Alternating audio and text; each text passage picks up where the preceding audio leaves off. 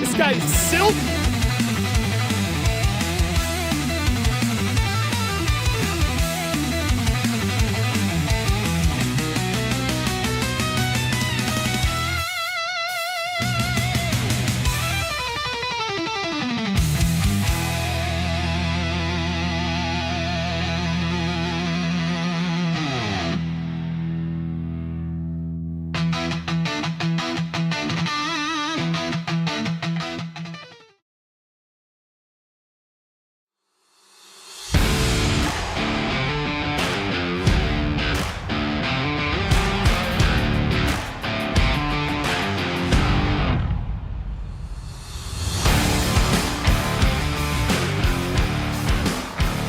You like that? How about that for an intro? You like that? Absolute cinema. It's Friday on Chicago Hockey Radio. Justin Lynch, Lee Grossman, Tassos Kirkos, and producer Raven Gasser with that sweet, sweet intro. He cooked. That was awesome. That was unbelievable. We've Absolutely cooked. What a beautiful intro. we've known that was coming for a few days now. But, That's got me on my feet, dude. Yeah. Everybody seemed to enjoy it, so happy we were able to please you all. Nice job, Raven. That was very, very cool. 10 out of 10. End of the week. Blackhawks lose. The losing skid extends to 6. They are officially eliminated from 2025 Stanley Cup playoff contention. And they have a back-to-back this weekend on the road against the St. Louis Blues and then back at the United Center for a Sunday afternoon matinee against the Philadelphia Flyers. Lee and I were in attendance at the game yesterday. Justin, how you feeling, brother? Yeah, it really sucks, man. I really thought this was our year. I thought we had maybe a late push still left in us there in the playoff hunt. So really a shame that that's been extinguished. But yeah, not the best week for the Hawks, record-wise. But for me, it's a good week. Want to know why it was a good week? Back-to-back goals for Connor Bedard. Hawks lose with Bedard goals X2. It's so back. So for me, I'm actually pretty happy right now, right? Got the weekend coming up here, 2 afternoon Hawks games. So, as you know how I feel about afternoon games, so I'm really hyped up for that. But hopefully we can come away with at least one of them and break this losing streak here. But yeah, I'm not really sure how we feel about that in terms of it actually happening. It'd be nice to get something going at home here. Hopefully we'll see that this weekend for sure. Yeah. I like a good afternoon game. Do you? I love a good afternoon hockey. Yeah, you like to kind of get them out of the way and then Occasionally. Well, when back I'm to having- back afternoon. back to back is nasty work. Yeah. Well, when I'm having to sit in the producer's chair for Yeah. post-game shows. At 1 in the morning. At 1 in the morning, yeah, it doesn't Fair really... enough. Fair Yeah. enough. Yeah. Yeah. Once you start doing this, I can understand. Yeah, especially like those West Coast games that we're doing Oh these my shows God, dude. after midnight, especially here in the Eastern time. It sucks. But so yeah, from that standpoint, it's nice to kind of get out of the way and have the rest of your night there. Yeah. We might not have to be doing that for too much longer. I'm sure we're going to be talking about the NHL expansion happening in the NHL hour and stuff. But maybe with more teams, we might move to the Eastern Conference. Ooh. Yeah. And then we're just playing, that East Coast Central time zones all year long, which would be nice for us. It would definitely be a change of the landscape. Obviously you'd be playing a lot different teams, but with how good seemingly Dallas and Colorado's going to be for the next few years, it might not be a bad thing. Oh, dude, I'd love to see. I mean, the Chicago Bulls are in the Eastern Conference, right? Put us there too. All the original 6 teams over there. We're the only ones in the West. Bring back the Hawks-Wings rivalry, man. I'd love to see that.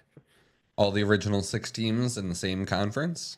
Yeah, why not? We're the only ones. We're lonely here. The Western We're the polar Conference. bear. You may as well front load it, right? I think that's how it worked at the expansion back in the day too. It's like they put all the original 6 and all the expansion teams were in another conference. So let's just bring that back. Screw it. Put all of them in one division. Nah. Do you guys want to start with that story a little Why bit? not? Since we already Yeah. kind of teased Let's it. run with it here. Yeah. So, who from Emily Kaplan from ESPN reported yesterday that Houston billionaire, what's his name? I'm going to figure it out. Dan something like the free- Rockets Dan owner, something. right? Yeah. No, it is not the Rockets owner. it's a It is different very guy. specifically not the And Rockets so owner. that's the contradiction here. Okay. Because there has been so his name is Dan Friedkin, and It's freaking. so apparently that the Houston, what's their basketball team called? The Rockets. The Rockets, right. Their owner has expressed interest in an NHL expansion franchise before. However, according to Elliot Friedman on 32 Thoughts, that lowballing what, recent, even lowball, like Vegas paid $500 million. The Seattle Kraken paid $650 million. Keeps going up. Yeah. And the Ottawa Senators were just sold for $900 million. The Utah Hockey Club was purchased for $1 billion, if I'm not mistaken. Over $1 billion at this rate. Yeah. And the Tampa Bay Lightning were just sold for $1.8 billion. Mm-hmm. So prices are going up. The NHL is not really going to take a low ball offer unless that plan to bring an expansion franchise comes with the promise of building a new arena. So if there is a new arena somewhere, then the NHL might take a little bit of a lower asking price than they are looking for an expansion franchise. But Houston seems long on the NHL's radar. Yeah. Atlanta too. I don't know. Like, I have some thoughts, but I want to know what you guys think about this. It probably would do something like push the Hawks to the Eastern Conference. I mean, it makes sense from the NHL's perspective. Houston is the fourth largest city in the U.S. It's like NHL succeeded so much in Dallas. Like, why should it not succeed in Houston? They've had a hockey team there before, the Houston Aeros back in the day in the AHL. Did they play in the basketball arena? Where did they play back in the day? Like, would they need a new arena there, or could they play in the Rockets arena there? So I think that's kind of like the contention is that like if some other guy comes in and starts the team, they might look to build a new arena. And so that might force the hand of the Rockets owner. This is like kind of the gist that I got from maybe 32 Thoughts a little bit, is like then he doesn't want to have a new NHL team with a new building competing with his NBA team in his building. Fair enough. So that might force him to be like, all right, I'll do it. Like, I got you. So I don't plus know, this will create a great rivalry of, the Stars and Houston, the inter-Texas rivalry there. So, keep expanding the game down there. So, I think it makes sense from NHL's perspective. I mean, is Houston probably the first place on your mind? A lot of people's minds probably not the other places you think of, but it's like economically it probably makes the most sense. I think Atlanta, Louisiana was even thrown out there, which is kind of an interesting one. I don't really know about that one, but we could get to that later. Yeah. Nolans? Well, so the owner of the Rockets, his name is Tillman Fertitta, but I guess he goes by Tim. So I probably would too. If your name was Tillman Fertitta, Tillman Fertitta goes by Tim. I don't think he wants a competing arena and competing. Like, he'd rather somebody share the arena and share the costs and share all the everything. Like, have a tenant in there. Makes basically. sense. So, look, I get Houston's a really big market. I just don't necessarily believe in it as a hockey market. And I get it. They've had the Arrows before in the WHA. It's long been a minor hockey league market. Just to me doesn't seem like the best option out there if we're talking NHL expansion. Like, it seems to me that there are other better options out there where, like, I don't know. Like, there's two schools of thought here. You either go to where hockey is popular, or you go somewhere where there's potential and you hope to make an impact. You know what I mean?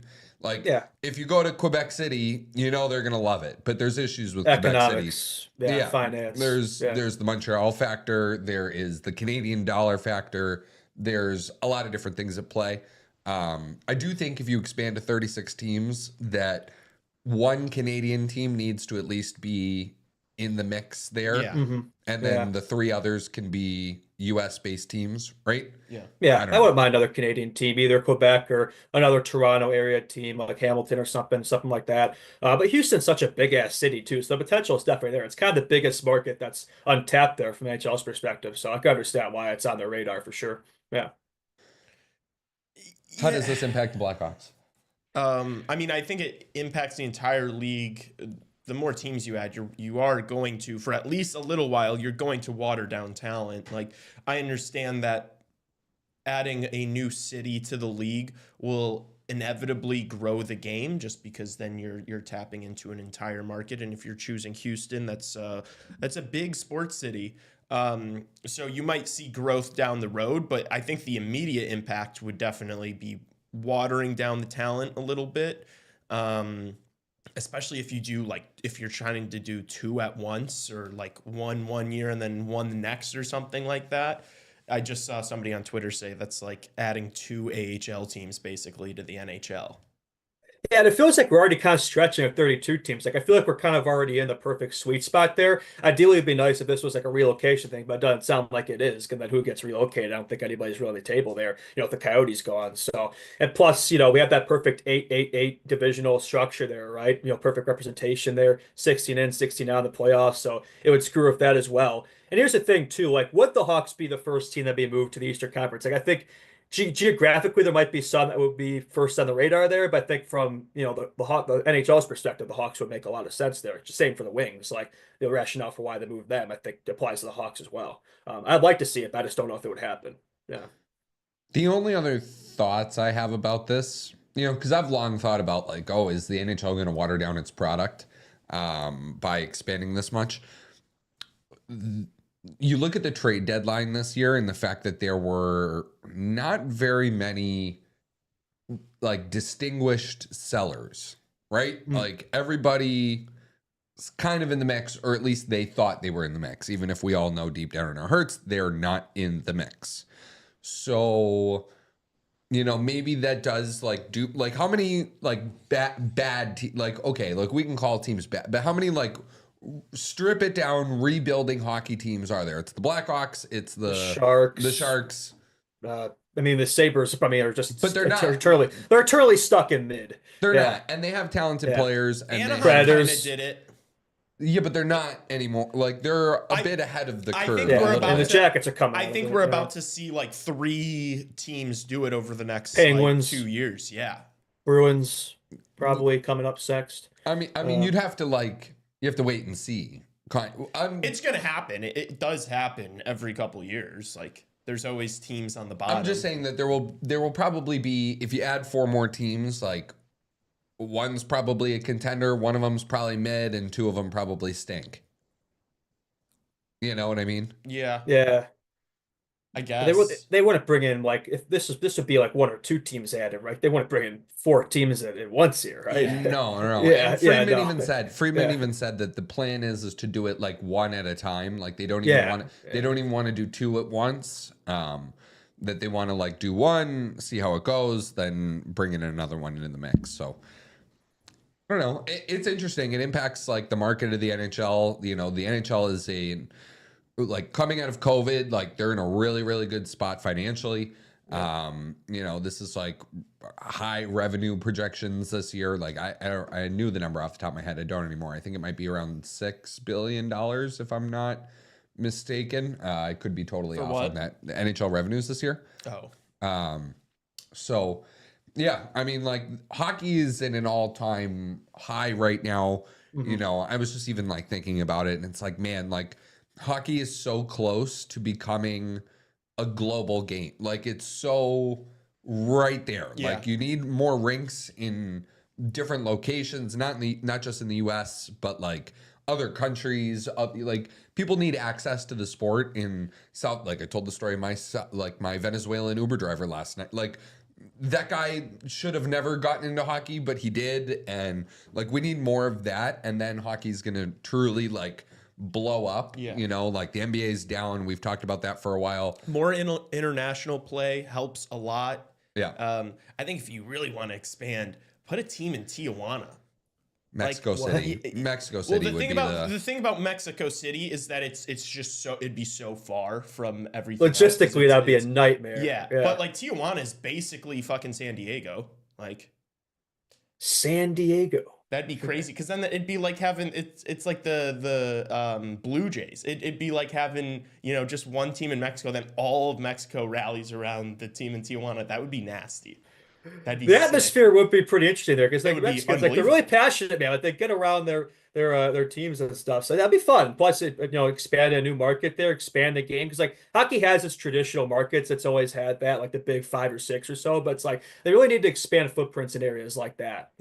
I definitely do wonders for the growth of the game. I think this overall, like the main takeaway here is like this is all a good problem to have here. The fact that the NHL is thriving, money wise, revenue is going up, and like their owners and teams are interested in expansion. Like these are all good issues to have, worry about logistics, about, divisions and stuff and playoff formats and all that jazz, diluting talent, right? I better have more than less. So I think overall it's all just a really good sign. Yeah.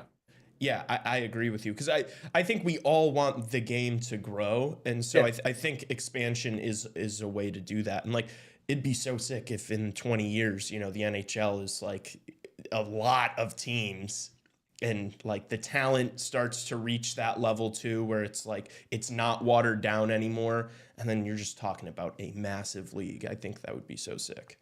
That's what I'm talking about. Like just with this increased potential, like this untapped potential of the growth of the game, it's like it hopefully reach a point. Yeah, we're not diluting talent, right? I do think we underestimate how good like some of these other leagues are in Europe in the KHL, and even a lot of these guys in the AHL. Like a lot of these first liners in the AHL are as good as fourth liners in the NHL. So I do think there is a limit to that, though. It's like what is the limit in terms of teams here that we're looking at? Because I do think eventually reach a point where there's a little bit too much of a good thing here. Right? Yeah, that's true, but it's Yeah. also like I guess it's kind of like what lens do you look at it through? Because if you add more teams, you're also adding more opportunities for different guys all over the world, whether it's like, jobs in hockey operations, coaching, and then obviously players as well. So I don't know. I'm for it. I just want them to do it right. The other thing that, we mentioned, we were talking about this off air. The NHL is different than other sports leagues where there's 7 Canadian teams. So that means right now that there's only 25 American markets, which is the lowest among all of the North American pro sports leagues, right? So there is room in the United States, and like hockey is different where you can, add 1 more Canadian team, 3 more American teams, and still be missing markets, and still be True.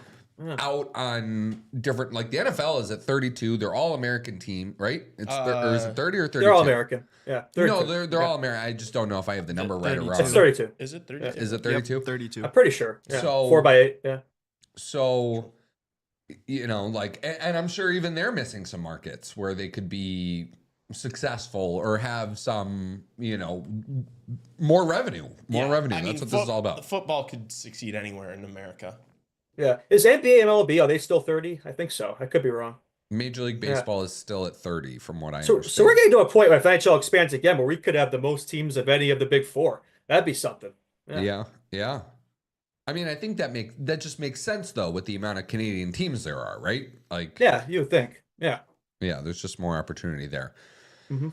Okay, let's move away from the expansion discussion, get into the Hawks portion of the Hawks Oh, hour. no. I felt like we should do it now since you brought up the idea of the Hawks moving to the Eastern Conference, because I think like that's that. like, I think that's a good move, right? Yeah, I think it makes sense. Yes. Hopefully it's not just a fever dream. Like I'd like to be in the Eastern Conference, right? Is it just me, or is there more aura to that conference too? Like a lot of the teams have lore over there. So I want to join the party over there. I'm kind of sick of the Western Conference. I don't know. Maybe it's a time zones thing. Maybe it's the same problem that Detroit was having. I'm kind of feeling the same way. Yeah, well, it just sucks that like you have 9 o'clock puck drops like once a week. Like that's that the sucks. games would be at much better times. I think it would be good for us as well. But Yeah. this is probably an issue that's years down the line. Probably We'd be not. seeing Yeah. a lot more like 5:30, 6:30 starts, which would be pretty awesome. Good for me. Yeah, that works. So I'm looking at a map right now of NHL teams, and Nashville technically, I guess, is the closest team east in the Western Conference right now. Like they're a little bit more east than Chicago is. So, like, and they always, when they do the preseason, like, the NHL does the preseason, like it's all geography based, to limit the traveling and all of that. So like Nashville will play Tampa and Florida and Carolina a lot during the preseason just to make it very, very easy for them for travel. But then the whole rest of the season, they're in the Western Conference, like bouncing around all these different teams, right? So, I mean, it'll be interesting to see where some of these teams go. Obviously, if Atlanta is the move, then that's an Eastern team right there. Atlanta Thrashers, bring them back. I would love that. That's one of my favorite jerseys in hockey of all time. Maybe put a team like right here. Where, in Wyoming or Montana? North Dakota. Cheyenne. North Dakota. I mean, they'd love it, but it's not a big enough market What for the city NHL. are you gonna put in there, Sioux? Yeah. Uh, All right. Let's move it away from expansion talk because This is something I remember when Vegas was coming into the NHL, that the talk leading up to it, the discussion about it was like years and years and years and years. And then one day it just like finally happened. You know what I mean? And it was like, we're doing it, like, cool. But it like the build up to it was so much that it was like every day, every other day, there'd be like a story of, something going on here. So, all right. It does seem to be a faster moving process now. Like I remember even like when Arizona was having all their issues last year, like all that Utah stuff came together so quickly. I couldn't even like believe it. So, it's good that these things seem to just kind of come together faster. It's not like, oh, we're talking about this years and years down the line. It's a fast moving process. Yeah. Okay, so moving on to the Hawks. Quick plug, God reminder. Subscribe to this YouTube channel. Lee is screwing with his mic and it's giving me anxiety right now. Subscribe to this YouTube channel, please. Please, please tell your friends to do so. Follow us on Instagram at Chicago Hockey Radio. Leave a 5-star rating and review on Spotify and Apple Podcast. And what else, fellas? I don't know. Go like our posts on Instagram. Let's start there. Who is the most underrated Blackhawk of all time? For me, it's when you need help on defense, Oduya is the guy. Johnny Oduya, always on the second pair there with Nicholas Hjalmarsson. Everybody always says Nicholas Hjalmarsson is the most underrated Blackhawk, but it's like it gets to a point when everybody is calling you underrated. Are you really underrated? I don't think so. Even like when he was playing here, like this isn't just a now thing. It was always they were always saying that, but it's like I think he gets his props. I love Hjalmarsson. I feel like Oduya never really got his props. So yeah, I would say Johnny Oduya is my most underrated Hawks defenseman. Didn't put up numbers, was just so good defensively. What a beast too, like just in such good shape. And sometimes you see him like work with the Hawks to develop the off-ice development stuff over the summer and things like that. So Oduya is my guy. I'll say I commented Victor Stahlberg. That was like my guy. Another Swede. Yeah, for a while growing up, just because he also wore my number that I played in soccer. He was just so fast. He was a good scorer. He was just electric out there. And then also Michael Frolik, I think, was like one of the unsung heroes of especially that 2013 Cup, like couple of massive goals in the playoffs. Just a guy you could play anywhere throughout the lineup, but for the most part was playing on that fourth line with like Kruger and Boland, and they were so solid. So I'll say Michael Frolik. Two good PK guys, yeah. Yep. My guy is Chris Versteeg. Ooh. That's what I commented at least. I saw Dave Boland in there too, quite a bit. So yeah, no, I liked Versteeg a lot as a player. He also played for the Maple Leafs. He also played for the Panthers. So like, I got to see a lot of Chris Versteeg throughout his career. 164 points in his Blackhawks tenure, spread across 2 different stints too. Everybody. Right. Kind of, I don't know if people forget, but 2010 Stanley Cup champ, like had a great shot, a few memorable goals. I saw a lot of Dave Boland in the comments. That's an awesome answer. Like that's an electric answer. Had him on my draft team, just saying. That's 17 seconds That's winner, why I said Frolik over Boland, because Boland was super beloved during the time. Like, it's not like nobody knew. Like, everybody was saying Dave Boland is like a guy you need on your team to win championships. Like, he was so beloved by the city, by the fans, and I think got his props while he was here. Hey, he was often our second line center too, so that said a lot right there, right behind Jonathan Tays. He was always a good player and healthy. His problem was staying healthy. Yeah. Because he just played like such a savage, and so it was just like bound to get injured. It's a guy you want in the trenches. He and Bickle, yeah, good combo there. Yeah. We probably should mention we're gonna welcome on Dan Gallant from Oilers Nation Radio, also hockeyfights.com. In the NHL hour of this show, we're gonna talk a little bit about the Edmonton Oilers and no Leon Draisaitl. No Connor McDavid as of right now. He left last night's game a little bit banged up. He hasn't quite resting him for the playoffs. Maybe. I mean, he hasn't quite looked like himself since the Four Nations. So we'll dig into that with Dan Gallant in the NHL hour portion of this program.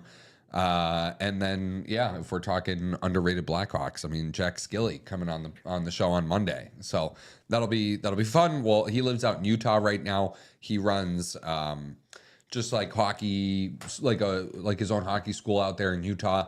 I brought him on my show when the NHL first announced that they were going to go to Utah, and he spoke really, really highly of the market and the city and the hockey community there. So we'll bring him on. We'll talk Blackhawks, what he thinks about his former club, and also what hockey is like in Utah. So stick around for that. First former Hawk on the pod. We will be First there. former Looking forward to Hawk that. on the pod. Yes. Yes, Hopefully sir. first of many. Yeah, First of somebody many. was commenting Absolutely. that in the post we just put out today. It's like, well, little do you know, we're already planning on that, buddy. Yeah.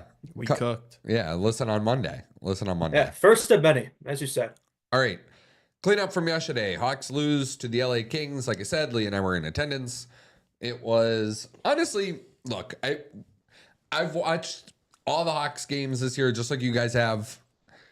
Wasn't the worst game that they've played over the last 6 games, losing, It was a mid-average game. Like I've seen better performances, I've seen worse performances, but scoreboard-wise, close game. Had some good moments there, so it wasn't a depressing loss like many we've seen this year. Good to see Bedsy get on the board, and Knight had a solid performance. Good to see him kind of get back going. So yeah, I think some good things to take away, and hopefully go into it this weekend with. Yeah. This team, this roster right now is like mostly young players, which is obviously what we've called for all season long. How do you guys feel about the effort and compete level out of these young players in the past, I don't know, let's say 7-8 games? I feel like it's been there. Like I've seen some questions, like some people saying this team's given up, but it's like I don't really agree with that. Maybe some guys on this team have mailed it in, but I think that's more of a veteran thing. I think the youth on this team, like I've seen the compete from them. I think that's been pretty clear for me. And it's like you better have that. I don't think it's really an issue for them. So I don't think that's really a question for me. Yeah. I don't know. I just like because I saw some stuff on Twitter too, and like I agree with it a little bit in the sense that like I feel like when some of these guys came up, like Doc and Nazar, and I mean, insert any of those defensemen, like their first few games up, they're dogs on bones. They're super aggressive. They're flying around. And now that it feels like it does kind of feel like it's their team at this point. Like they're going to be the guys next year. They're going to drive the ship. Yeah. I don't want to say that it feels like they've taken their foot off the gas, but the compete's not the same as when they first got injected into the team. Is that not a fair thing to say? Yeah, it's a fair thing to say. It feels like for me, there's more of a disconnect between the vets and the youth on this team, and that's kind of maybe what's driving that. Plus, for a lot of these guys, right? I mean, it's look, we're not really playing for anything right now. We just got mathematically eliminated from the playoffs. It's like we're losing games. It's like it's a tough thing for a young player to kind of deal with. Is a lot of these guys, these are first games in the NHL. It shouldn't be though. It shouldn't be difficult for a 20-year-old to get up for an NHL hockey game, regardless of where they're at in the standings. Yeah, I mean, you always have something to play for. I mean, you're playing for your spot in the team next year. You're asserting yourself in the core of this team. I see what you're saying, but you're playing for your spot in the league. I don't really think this is a problem with the youth on this team. I think this is more of a problem with those on top who've been around. Well, I the only reason why I bring it up is because like this is the most youthful the roster's been all year, like the past few games, and we're on a 6. Yeah, like half the team is like under 23, 25. So I see what you're saying. Yeah. That's just the reason why I bring it up. I don't know. That's a fair point. Yeah, it's learning experience. Yeah. I think if they like get a couple wins in a row, I won't be as like I wouldn't bring it up or be as worried. But it's just like you've lost 6 games in a row. Like they're not playing very well right now. Yeah. There's consistent like every single game. There's like an entire period where they kind of just look like they're going out to skate. They're off and on, right? It's like a Jekyll and Hyde situation. But it's like, look, we have 13 games left this season. Like, you just want to go out with some pride, right? You don't want to crawl to the finish line. I guess from your perspective, and I guess the last 2 weeks, it kind of feels like this team is crawling to the finish, and that's not really what you want to see. You want to get some momentum going in the off season and in the next year. You don't just want to roll over and die here. Yeah. Absolutely. Colton Dock yesterday got injured, as we talked about on the post-game show. I saw it right away in the arena. It looked bad. It sounds like, from what I heard, it seems like it's kind of just like day-to-day elbow is what I heard. But it's like, yeah, he was left out of practice with that elbow injury. I don't know if we got a timetable yet. I think they still have to practice. We'd hear more about that. Yeah, that's it's alarming. Hopefully it's like nothing's broken there. Hopefully you just banged it up really bad and like you just need a day off, ice that thing, and get back out there. Hopefully it's just day to day. I think that'd be dodging a bullet, but it's like if not, what is it with Doc brothers and Blackhawks jerseys and getting injured, man? It's like it's kind of a theme developing there. You hate to Well, see it. it might Yeah. just be Doc brothers and getting injured. The Oh yeah, in jerseys, general, it hasn't really changed with Kirby in Montreal. To be fair, I mean Yeah. he's out for the season To be right now. fair. Yeah. Sucks for him. Yeah. But, Is there concern that maybe look, and we've talked about this, so maybe this is a bit, me just like pulling for something here, but the young guys, they're the only ones that show up to optional morning skates. But the level of passion in the play has dipped. Mm-hmm. Is there maybe this is like the big picture, like what happens when the leadership is poor in the room, that maybe it starts to like Trickle down. subconsciously trickle down to some Yep. of these young guys where like they see some guys taking days off, taking shifts off, and they're like, well, it's not that big of a deal if Yeah. If they're doing it, then I could do it. Yeah. if I glide around a little bit this one shift, or if I don't go as hard, or and look, I thought Connor Bedard had his best game in a few games yesterday. Oh, he was fantastic. Yeah.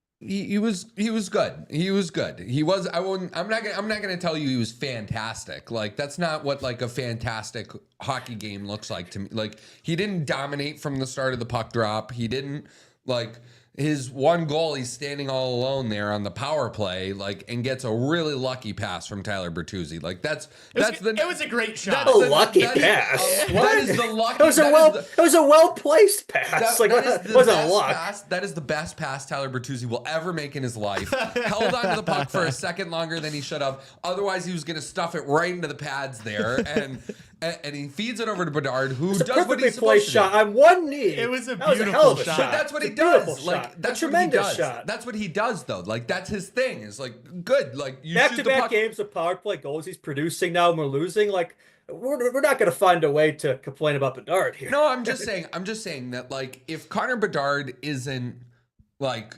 really digging in and giving 100% every single Oh, shift, he is. 100% every single shift. I mean, if he's not doing it, then nobody on this team That's is. what I'm saying to you, though. Like, if you are a young guy like Colton Dock, let's say, who is a dog on a bone a lot of the time, but or even if you're like I thought Del Mastro wasn't very good last night. Like if you're some of these young guys and you look up to Connor Bedard and he's a little off, like, aren't you kind of gonna? I think the thing with Bedard is not that he's like the effort isn't there. I think towards the end of shifts he'll get frustrated and the body language doesn't look good, and so you think he's not trying, but it's like no, he just like made a really good pass with Frank Nazar, and then the puck went to Jason Dickinson. That's just a black hole for anything offensive, and so that's like frustrating. I think that's kind of more so the issue with Bedard than like the effort. Yeah, when your teammates and line mates are consistently selling, yeah, I'd be pissed off too. But it's like I even look at today. Every day I let check. He's always the first guy on for practice, always the first guy off. Every optional skate. Like this guy's putting in more effort than anyone else on this team. I can guarantee it. And by the way, if you guys watched that interview. game yesterday and thought to yourself, man, they should probably not have Jason Dickinson on this first line, do not worry. They put the lines in the blender yet again. And we have seemingly, I feel like this is like some of the biggest changes, I guess, because Doc is out from practice today. Maybe that's kind of what's really throwing a spanner in the works and mixing up this lineup. But we now have Frank Nazar on the first line with Bedard still, but we have Mr. 007 agent Ilya Mikheyev up there. And so, why would you keep Teravainen, Donato, and Mikheyev together? That would make just simply too much sense, in my opinion. So you got to mix that up and have Dickinson, Foligno, Teravainen be your second line. Like, if you're gonna break up that line, put Teravainen up there. Teravainen, Nazar, Bedard. That perfect first line has been there the last 3 months, and we haven't seen it a single time. Like, how stupid are you, Sorensen, man? I mean, look, I prefer Mikheyev up there over Dickinson. At least he's been playing well, and Dickinson hasn't. But it's like, and Dickinson's still the 2C here. It's like, why is Donato the 3C and Dickinson the 2C? Like, that doesn't make any sense either. I just don't understand his refusal to play Teravainen with Bedard. Like every time they're together, they produce, they play well. I think that'd be a perfect first line, and we just refuse to do it. It's baffling. How many combinations is this now for Bedard? Like 45 now? I lost count what the number is. It's up there. It's too many. It's like 25 too many combinations. Oh my gosh, Combination. it's just oh, I can't wait to have a proper coach. Hopefully. Yeah, It's tiresome.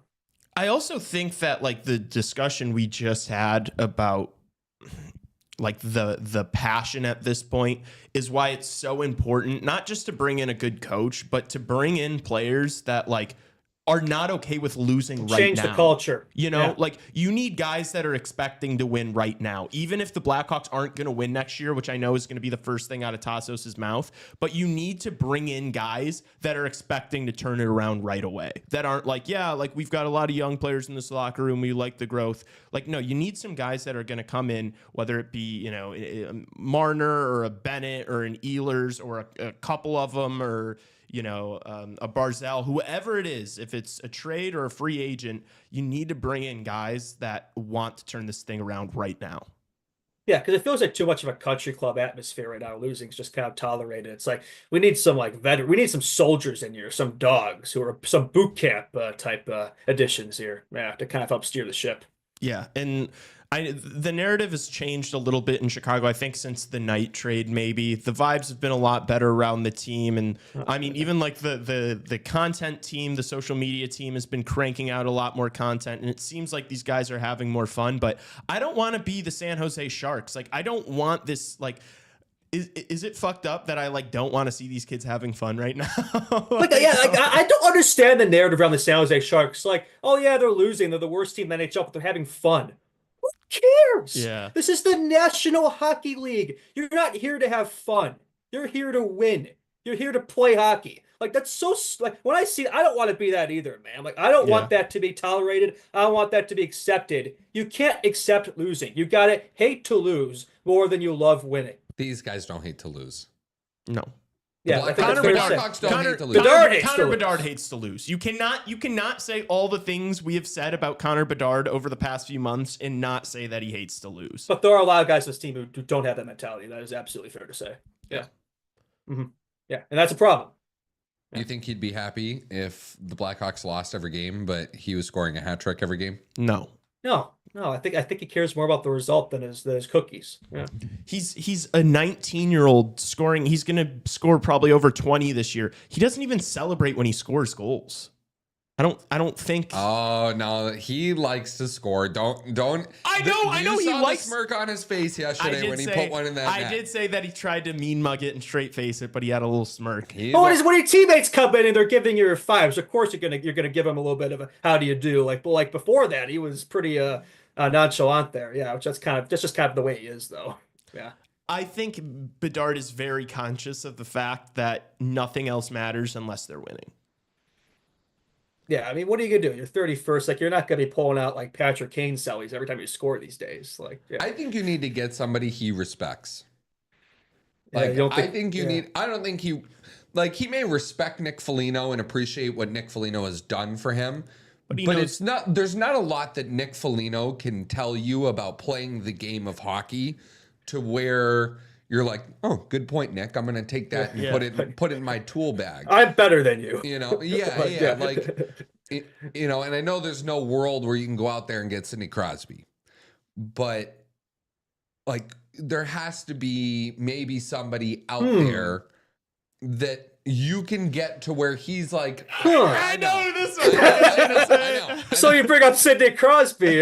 There's a guy who played with the Blackhawks a few years ago. No, I won a know. few cups here. Yeah, who's been there, done that. First overall pick. A lot of points, I've heard. I heard that Patrick Kane. Patrick Kane. Put your ego aside. Put your ego aside, Kyle Davidson. Oh, we're going to move on. Then why don't you bring back Teravainen? Right? Like, bring back Patrick Kane. Like, I don't understand it, man. I don't understand it. Oh, it's going to be his team. It takes the pressure off. It's a good thing. He can learn from him. Like, I don't understand it, man. He can still play, too. He's showing it. It's not going to happen. But Look, I can dream. and Patrick Kane would be a guy that wouldn't be afraid to speak his mind about some of the things Absolutely. that maybe Yes. some of the details in Connor Bedard's play that And they play the game bleed so into similarly. other players. Yeah. Especially since Bedard's been moved to the wing. It's like watching Kane again in a lot of ways. Like they play very similarly. Like I think he'd be a great mentor for him. Like honestly, I'm current Patrick Kane, right? Tell him what not to do when he was his age. So yeah. I am starting to get to the point where I think that Patrick Kane would be a great fit at the Chicago Blackhawks. I wish. I just know it's not going to happen. Like this would have happened, last offseason. It would have happened the offseason before. Like it wasn't trading him that was the issue for me. We could have brought him back for agency. We could have done it twice now. We haven't done it. So yeah, I don't think it's going to happen. KD said what he said. It's not happening, but it probably should. But what if you don't get Mitch Marner? And Patrick Kane may have been interested in the past, but I don't know if he would be now. We probably burnt that bridge down at this point. When at his age, he probably just wants to win at this point, right? And but I don't know. If I had $1 for every time Tassos asked me on the show, what if you don't bring in Mitch Marner, I'd be able to pay Mitch Marner whatever the fuck he wanted. It's a fair point though, because it kind of feels like all of our delusions on next season kind of rely on getting him. It's like if it's not him, then like where are we going? Nikolai Ehlers?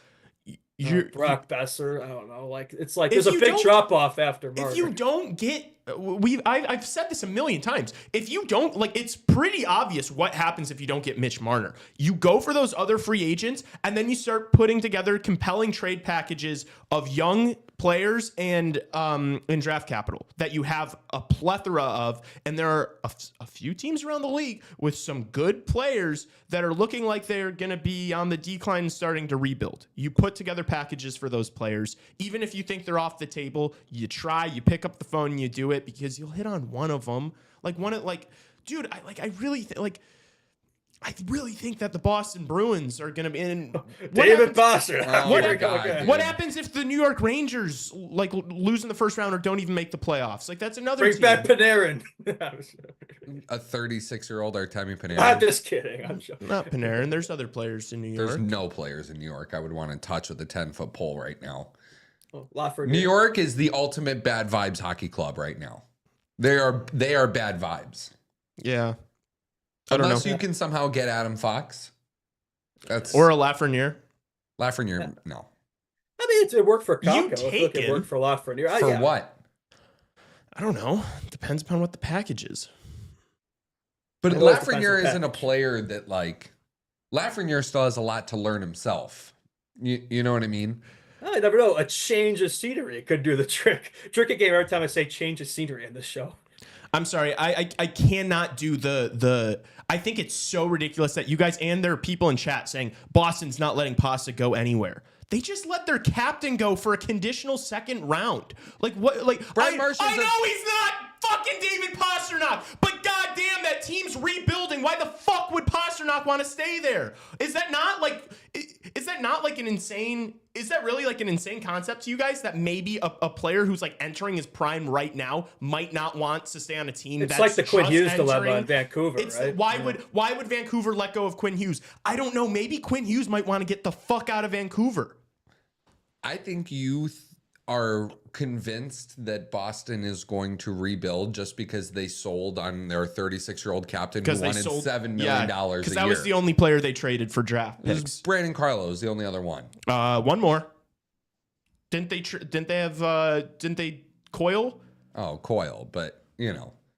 What do you mean? He was like their second line center. Yeah, but like they traded two players in their top six for draft picks. Boston's not gonna tank and bottom out. Like they're not gonna do I don't that. know what Boston's going to do. I just know that there's a bunch of teams. There's a handful of teams around the league who are in similar situations that players might want out. Like, yes, maybe the team doesn't want to trade a player, but if a player doesn't want to sit and stay and enter a rebuild or a retooling, there's options there. Yeah, but Boston's going to go out this summer and try and revamp. You might be right. Or maybe they just tried to do that last year and it failed miserably and they're going to be like, oh no, maybe we shouldn't do that again. Did it work this past year? They just did it. Boston just went out and tried to revamp. How'd that work? Nikita Zadorov's doing great. I'm not saying I think they should or shouldn't. I think they should blow it up. But that doesn't mean necessarily that that's the prerogative. You know what I mean? Like, this is a team that You hasn't only, missed you the only playoffs see a lot of much, and- teams do Hawk style rebuilds these days where completely blow it up. Like it's kind of more of a retooling business nowadays. Boston's current 6 defensemen have 3 former Blackhawks: Nikita Zadorov, Henry Jokiharju, and Ian Mitchell. Those are starting defensemen on the Boston Bruins right now. Thanks, McAvoy's out, so yeah, they got nobody in that defense right now. They also have Hampus Lindholm out for the whole season too. You know, like this is You still got Swayman in net that you just locked up, you know, and then and he's gonna have a better season next year than he's having right now. You hope he has to. I mean, either He that, has to. but then that becomes a whole thing of like, you know, Igor Shesterkin hasn't had the best season either. Like maybe you just don't sign goalies to big besides ticket contracts Pasta, though, anymore. like, who the hell do they have in I that just for? like we just watched the Colorado Avalanche trade Mikko Rantanen because they didn't want to give him $12+ million. Like you guys act like these guys in the NHL are untouchable. Like that's not the era we're in anymore. Like people get moved. There's disagreements between players, agents, and team managers, and it doesn't work out. And players get dealt. We're seeing it all the time now. I think it's crazy that you guys act like there's no chance any of these guys are ever going to be moved. Like, do you Why genuinely do you keep believe? saying you guys? You're like throwing me in here. Because you've made comments too. You like, oh, what, David Pastrnak? You said the same shit. I would be stunned if David Pastrnak is moved. Probably more so than Rantanen because That was crazy. No, that was out of nowhere. he's a pending UFA though. Like it's not out of yeah, nowhere. but it was like 2 months. Pastrnak was it was just like 2 locked months up. before the deadline. Yeah, but Pastrnak was just locked up. We were talking about a Mikko Rantanen move before it happened. Yeah, no, I know. I just like I think acting like all these things are completely out of the realm of possibility is the stupidest thing ever. That's my only take on it. Is like we're acting like these guys are never going to be moved. It's like, really? I don't know. I don't know. I just like why would you want to stay on a team that's going to enter a rebuild if you're entering your prime and playing your best hockey? I wouldn't want to do it. I don't know. Maybe that's like you guys think you would want to Maybe do that. Posh is such a super loyal guy. Maybe I don't know. Yeah, I don't know. Frankly, dude. if the Bruins like made a couple of the right moves, like they're in a position to be way better than the Blackhawks next year. How about the Vancouver Canucks? They're screwed. Who are you talking about I getting just mean then? like Quinn Hughes is another guy that like he still has like 3 years left on his Quinn deal. Hughes to Quinn Chicago Hughes- next on the if lead Quinn- agenda. Yeah. I'm not saying Quinn Hughes to Chicago. I'm saying that there are a lot of players that are locked up for several years that may want to leave their teams, and the Blackhawks should be interested in any of those players. If Quinn Hughes leaves Vancouver, he's going to New Jersey. You're maybe right. I don't know if New Jersey could squeeze that in, but Surprisingly, he hasn't brought up move Brandon heaven and Chuck earth. yet. there's another guy. There you go. Yeah, Brady There's Tkachuk's so much- gonna be Yeah, no. the There's hottest just so team much- in the NHL. there's so I know, I'm much- just joking. There's so much Yeah. unknown. Yeah, but then what if they get bounced in the first round? You know, it's like I don't know, dude. Yeah, what if? It's So always he's gonna wanna- It's not what if. I'm saying that's not at all what I'm saying. I'm not saying what if this. It's we have to see how the season ends and where some of these GMs start taking their teams. Like if a team's rebuilding, they're gonna start selling players. That's going to happen. And the Blackhawks should be interested in that. Whoever is committing to a rebuild or a retool, Kyle Davidson should be in cahoots with. That's all I'm saying. Mm-hmm. cool. Yep. I have nothing to add. That's a crazy concept, I guess. No, for the folks on I CHR. don't think a lot of teams are gonna commit to a rebuild. Okay. I really don't. I look at the NHL right now. You know, one guy who's like, can you get Philip Forsberg out of Nashville? Like, can you get? Underrated player, Like, but like That's Yeah, a team what's- that he's probably getting up there. Like what's he's gonna be Nashville past gonna his do? prime soon. Nashville is a mess.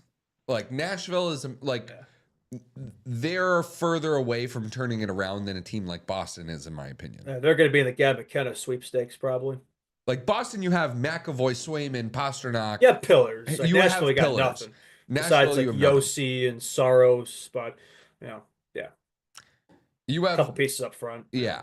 You know, so on Nashville, you just have like older versions of like the pillars that Boston has, Mhm. and Yeah, a lot of washed, guys past their primes. Yeah, and like the depth isn't as good. So, and like what do you like? Do you want to go get Sidney Crosby? Like Sidney Crosby's not leaving Pittsburgh to come He's to not going. Chicago. He's No, not coming yeah, here. that's not what would happen. I agree. I think there's a better chance of Connor McDavid going to Chicago than Sidney Crosby. And that's Yeah. to be delusional. But like I think that like at least has somewhat of a possibility. Very small one, very small, but Sidney Crosby, he's never leaving there. All right. Back to back on the weekend. They play St. Louis tomorrow and they play the Flyers on Saturday. And the question still remains, when is the next time the Chicago Blackhawks will win a hockey game? Yeah, I mean, that's the question, right? Do they come away with one this weekend? I mean, if they lose both, suddenly it's an 8-game losing streak. Like, that's a pretty big number there. So I'd like to think they come away with one this weekend. The question is which one. Every time we play the Blues this season, we know what happens. That's our Winter Classic ops right there. But we haven't really had a true. I know we had another Wrigley Field was a home game, but we haven't played WC yet this year. So maybe that's the lucky charm we need to finally get a W against them. But this is a big game for them though. They're in the middle of that playoff race right there. It's not a game they're going to want to lose. So probably not going to be that one. But then you're talking about the back-to-back Flyers, but that's a team that's kind of closer to us positionally. They've kind of been playing terrible lately, and it's not really much of a team there. Michkov and others. So that's maybe one that could come away with, but. It depends who starts, right? Probably split night and soda. We'll see who gets which game, and it'd be nice to come away with one. But I'm not really sure if it's going to happen. To answer the question, I think it's Utah next after that, so maybe that'll be the one. Yeah, I don't know. St. Louis, they need the points. If they are serious, if they try, they can make the play. They have us. They have Nashville twice. They have Montreal. They have Detroit. They have Seattle and Utah. Those are some of the teams they play for the rest of the year. They need this. They have so many winnable games for the rest of the season that, if they win the ones they should be in the postseason. Like, this is a game for the Blues that's kind of a must win. You can't lose to the Blackhawks, who just got eliminated from the playoffs. Like, that would be the most Blackhawks thing to do, though. Like, start playing, legit hockey right when you're eliminated. They did the same thing last year as well around this time of year. So it wouldn't surprise me. There's absolutely nothing to play for now. So maybe that's a good thing for this team, right? You could play looser, right? It wouldn't surprise. Like, do you really think that this Blackhawks team has it in them to play spoiler? You would like this. If you saw what we saw against the Penguins at the end of the 22 season, where we played spoiler on them to keep them from the last game. This is the motivation they need, right? We talk about needing like some sort of spark. Like, this would be the spark. The Blues are your big rival, right? Like, you don't want to see them make the playoffs. I think for me, I'd honestly rather see them than the Canucks for obvious reasons. But I'd take a Hawks win tomorrow anyway. So yeah, I think the Hawks, playing spoiler makes sense for them. Why not, right? Screw another team over for making the offs, especially one that you hate. You should hate, at least in your divisional rival. Like, Hawks have a lot of incentive to be fired up tomorrow. 6-game losing streak. You don't want to make it 7. Got some home games here. Come away with one. Like, come on. I don't know. I just, to play devil's advocate, as I like to do on this show, those Blackhawks teams last year or the year before, the talent level was significantly. That was a team full of American hockey leaguers last year and the year before that on the Chicago Blackhawks. What happens when you have guys that probably shouldn't be in the NHL on the NHL team is those guys try really hard. You know what I mean? And we spent a few minutes earlier talking about the lack of passion per 60, let's say. Do they really have it in them to play spoiler? Like, this isn't the same group. They don't have chips on. Like, who on this team has a chip on their shoulder? They all should. But they all. Like, half this team is under 23 youth guys. You would think they would have a chip on their shoulder, but you're suggesting maybe they don't. They don't. No, yeah. They don't. And whose fault is that? It's a coaching thing. If you can't get your team fired up for games and motivated, that's a coaching thing. Yeah, it's a coaching thing. It's a leadership thing. It's it's an everything thing where it's like you're playing for nothing. So it shouldn't be difficult to fire up a team this young. You would think. Yeah, you would think that wouldn't be a problem. If not, then that just shows you the problem we have with the current leadership group. Yeah, I think that's very telling if that is an issue. Yeah, I think Tyler Bertuzzi's got a massive chip on his shoulders. Yeah, no, he's mailing it in. That's a guy. There's a few guys on this team where it's like feels like they got their check, they got their bag in the offseason, and they're just kind of here for a good time. Yeah, Joe Veleno, huge chip on his shoulders. I mean, that guy should. That But he guy's not doesn't. gonna, Yeah, he he's just not gonna got play. traded. He's just not going to play in the NHL long because he's not good enough. He's got to produce to survive at this rate. I mean, he's not Yeah. getting any younger here, so gonna be 26 soon. It's like now or never, buddy. Yeah, you can't say a promising young player about a guy older than me. But yeah, like, I think a lot of the vets in this team, like to answer your question, yeah, I don't think they really have that chip on their shoulder, like incentive at the moment. Yeah. Yep. Yeah. Any expectations for, I mean, like Philly? I mean, we could do a little Philly talk right now before we do Friday mailbag questions. Man, the Flyers stink. Like that. Yeah. That is a team that should bottom out next season. Like, Yeah, you would think. And the McKenna sweepstakes, pair him with Michkov, make a lot of sense for them. Yeah. the only thing is there's no stars that you can try and pull from them. Yeah. You also have Tortorella coaching that team. I don't think he's Konechny? going to really take lottery hockey. Yeah. You really want Travis Konechny? I'd take him, yeah, for sure. Oh, he's underrated, man. Yeah. He's good. Yeah. 65 points in 70 games. Yeah, I'd take Travis Konechny. Yeah, no. I'd 28. be- 28. Yeah. yeah, I mean, he's in his prime. It's a sweet spot there. Yeah, it's like you're probably getting 7 more good years. Yeah, I don't think that'd be. I mean, you have to give up a lot, but like it's not like that'd be I don't know, like an unreachable package. Yeah. Yeah. So no expectations for the Flyers on Sunday. Just another I game. mean, yeah, I mean, you look at that, the similar team as like the Kraken, where it's like you would think that'd be a game we could take advantage of, but we saw it happen against the Kraken. So at this point, this Hawks team, it doesn't really seem to matter who they play. So no expectations for the Hawks for me. Yeah. Somebody also mentioned in the chat too, it doesn't even, like, to me, you guys like go over the lines still, and I just think it's funny. Like, Sorry. and you guys go over the lines still, and it's funny to me because, like, what lines are gonna like make this bet? You know what I mean? Like, there's no line Well, combination that's what I'm saying, that man. exists. It's like, Combination. but it keeps changing them. So it's like if nothing's going to work, then why not just stick with the same combos and develop chemistry here? It's about consistency, but then also like they've changed so many things so many times, but there's still moves that they haven't tried Reichel in the top 6. Like Mikheyev, Donato, Teravainen has been a successful line, and now they're they fuck changing with it. it. Literally for no, like that's not smart to do. Like if you want to move the lines around, that's fine. Keep that line together. Simple as that. Play Reichel in the top 6. Or like, move the top guy from that line. They put Donato up there. They put Mikheyev up there. They haven't put Tavo up there. It's like, I don't understand it. Yeah, Reichel's been stapled to that 4C spot all year. It doesn't matter what that guy does. Like, So, I don't yeah. think they believe in him. well, how you can't say a guy hasn't done what you've asked of him when it's like you haven't given him the opportunity. But He you hasn't been in the believe top in 6 all Jason year. Dickinson, who's been He atrocious hasn't since done coming back anything. from injury? That's You're no paying future here. Jason Dickinson. That's the difference. It doesn't fucking matter at this point. You're 31st in the NHL. Yeah, because You're you went paying out you're and you- paying Andreas Athanasiou. You're paying fucking TJ Brody. You're paying guys that aren't even playing for the team. And whose fault is that? Kyle Davidson. Okay, so if you then push Jason Dickinson further down, if everybody who's making $4.5 million a year is playing in your bottom 6, guess who that looks really bad for? Kyle Davidson. Okay. Who do you think probably doesn't want to be looking super bad right now as he enters a pivotal offseason? If you're gonna act like Jason Dickinson playing in the bottom 6 is what's really gonna tip fans over the edge of being like, wow, Kyle Davidson really did a bad job. It's TJ Brody. It's Nick It's Foligno. those things it's, a lot more than Jason Dickinson playing bottom 6 minutes, which he should be doing. It frustrates me a lot more playing, a promising 22-23 first round pick, in the 4th line all year. Yeah, that's that what looks- frustrates me that more. looks worse. Yeah. Like Jason Dickinson, he is a bottom 6 player. Yes. Like we're paying him like a second line center, but he's not a second line center. No. Yeah. And we paid him to reach the cap floor. We didn't pay him because we Yeah, thought he was 'cause he's going to be worth the that. second line center that's going to lead us to the playoffs. No. Yeah. But couldn't you have used that money last summer? Like, On who? They tried. Like they brought in fucking Tyler Bertuzzi and Tavo Teravainen and dude, they they spent brought like in $30 million. Yeah, they brought in like fucking 10 players. Like they just all stunk. Yeah, how'd that work out?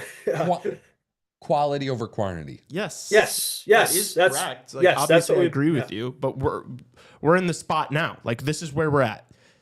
I'm It's just not telling the you offseason why. yet. Jason Dickinson shouldn't be playing on the second line. I'm just telling you why certain players are probably getting more ice time. They also probably have, yeah, like, dude, you couldn't have gone out and gotten somebody like, man, like Monahan, I know he wanted to go to Columbus or, like, I mean, I guess Elias Lindholm, Jake DeBrusk, like you couldn't have brought Jake DeBrusk here, like instead of giving Jason Dickinson $4.5 million and Nick Foligno $4 million, you probably could have given, who's gone now. Yeah, like you could have given Jake DeBrusk 6. Like, dude, I agree with you that Kyle Davidson did not do a good job this past offseason putting a team together. I agree. Yeah, I mean, it's pretty clear, and he seemed to think with those moves he made and the words he said before this team was going to be, considerably better than where they're at. So I'd be curious to see if I'm a reporter asking him questions at those end of season, briefings that they do. Kyle, you said last year that another year, being a lottery team won't be acceptable. So what are your thoughts on that now? I'd be curious to see if I'm a reporter. That's the first question I ask, but I guarantee you they probably won't ask that question because a lot of those guys just kind of cow to them. Yeah. Look, I think the situation last year, to give Kyle Davidson a bit of a break, which I want to be very hesitant to do, he was bringing in basically rentals last year. Like all these guys were rentals. Whereas now I think that you've started to see this lineup dominated by the young players that we've been drafting over the few years that we're trying to build around. The players you're bringing in now should be guys that you're looking to keep long term. Like there's no rental. Like don't bring in a guy for 2 years. Like there's no point of that. Go just for the sake of filling a spot. Yes, right? go for the best possible players you can get. And if you can't, don't do anything. Don't bring in a savvy veteran that's on the last couple years of his career that wants a paycheck and is going to be a good presence in the locker. Don't do that again. Yeah, the prospect pool is great because I know that's going to be. I'm not reading the chat, but I guarantee you that's what everybody's saying right now.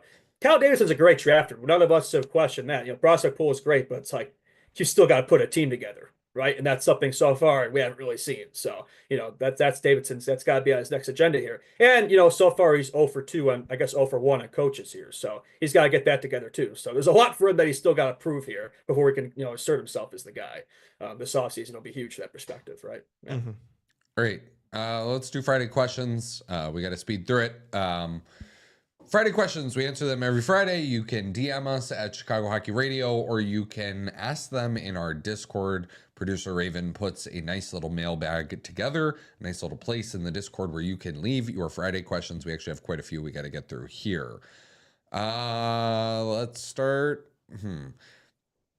All right. On the current Blackhawks roster, who would be the best NHL coach and who would be the best NHL GM? None of them. Best coach. Yeah, give me a second to think about that. None of these Blackhawks can motivate me to make a sandwich. So, I mean, just to answer the question, I mean, he is the captain. But I don't know if he'd be a good coach. Nick Foligno, I don't know, but he seems to have an issue. An all right coach. Yeah, I mean, if there's anybody in this team, I mean, he says all the right things, right? Good wordsmith. So, yeah, good for the media. So, yeah, Nick Foligno, coach, GM. Yeah, I. No idea. Nobody. Nobody. Yeah. How about Connor Murphy, Lee's favorite hockey player? Dude, I don't know about that. I think Bedard's a hockey nerd. He'd probably be good at that, but he's also 19. So I think Pat Maroon could be like a likable players coach. Yeah, I could see that. Yeah.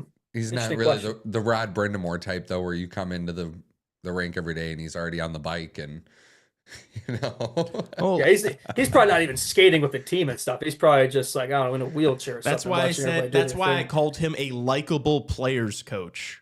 Yeah, no, I know. Gotcha. I don't know if Rod Brindamore's ever been referred to as those things. Fair enough. Yeah, I don't know. It's hard, Maybe asking like from the 2010 or 2015 team. You know, maybe like Donato might be a good coach. I could see that. He's been around. I think he's got the right mentality. One of the few guys it feels like who's always consistent in his approach. You're right. So that's I'll say Ryan Donato plus Harvard education. Yeah, so there you go. Ryan Donato. Wicked smart. Yeah. Yeah. Yep. Okay. Name all of your lottery teams for next year. Give an explanation why for every one. Oh, damn, this guy is it's like I gotta show your work here. One of those types of you gotta show here. your work. You might have the answer, but it's like you didn't find the answer my way. Justin just said you gotta show your work. I'm so dead. I mean, I hate when teachers did that. I know, me too. Yeah, I would say lottery teams next year. I really don't want to be a lottery team next year, but it's like if I'm looking at it right now before the offseason, right now, not what I think we're going to do, we're going to be a lottery team, right? If Davidson makes the right moves, we shouldn't be. But right now, the Sharks are still going to suck because they're the Sharks. I don't think I really need to explain that one. The Predators are in free fall right now. Like they'd be smart to consider a rebuild here. I don't think that team's going anywhere. So you throw them in the mix. The Kraken are just mid. So I don't really know if they're good enough to be. They're not bad enough to be a lottery team, but they're not good enough to go anywhere. But I would say if they were smart, they'd be in the McKenna sweepstakes next year.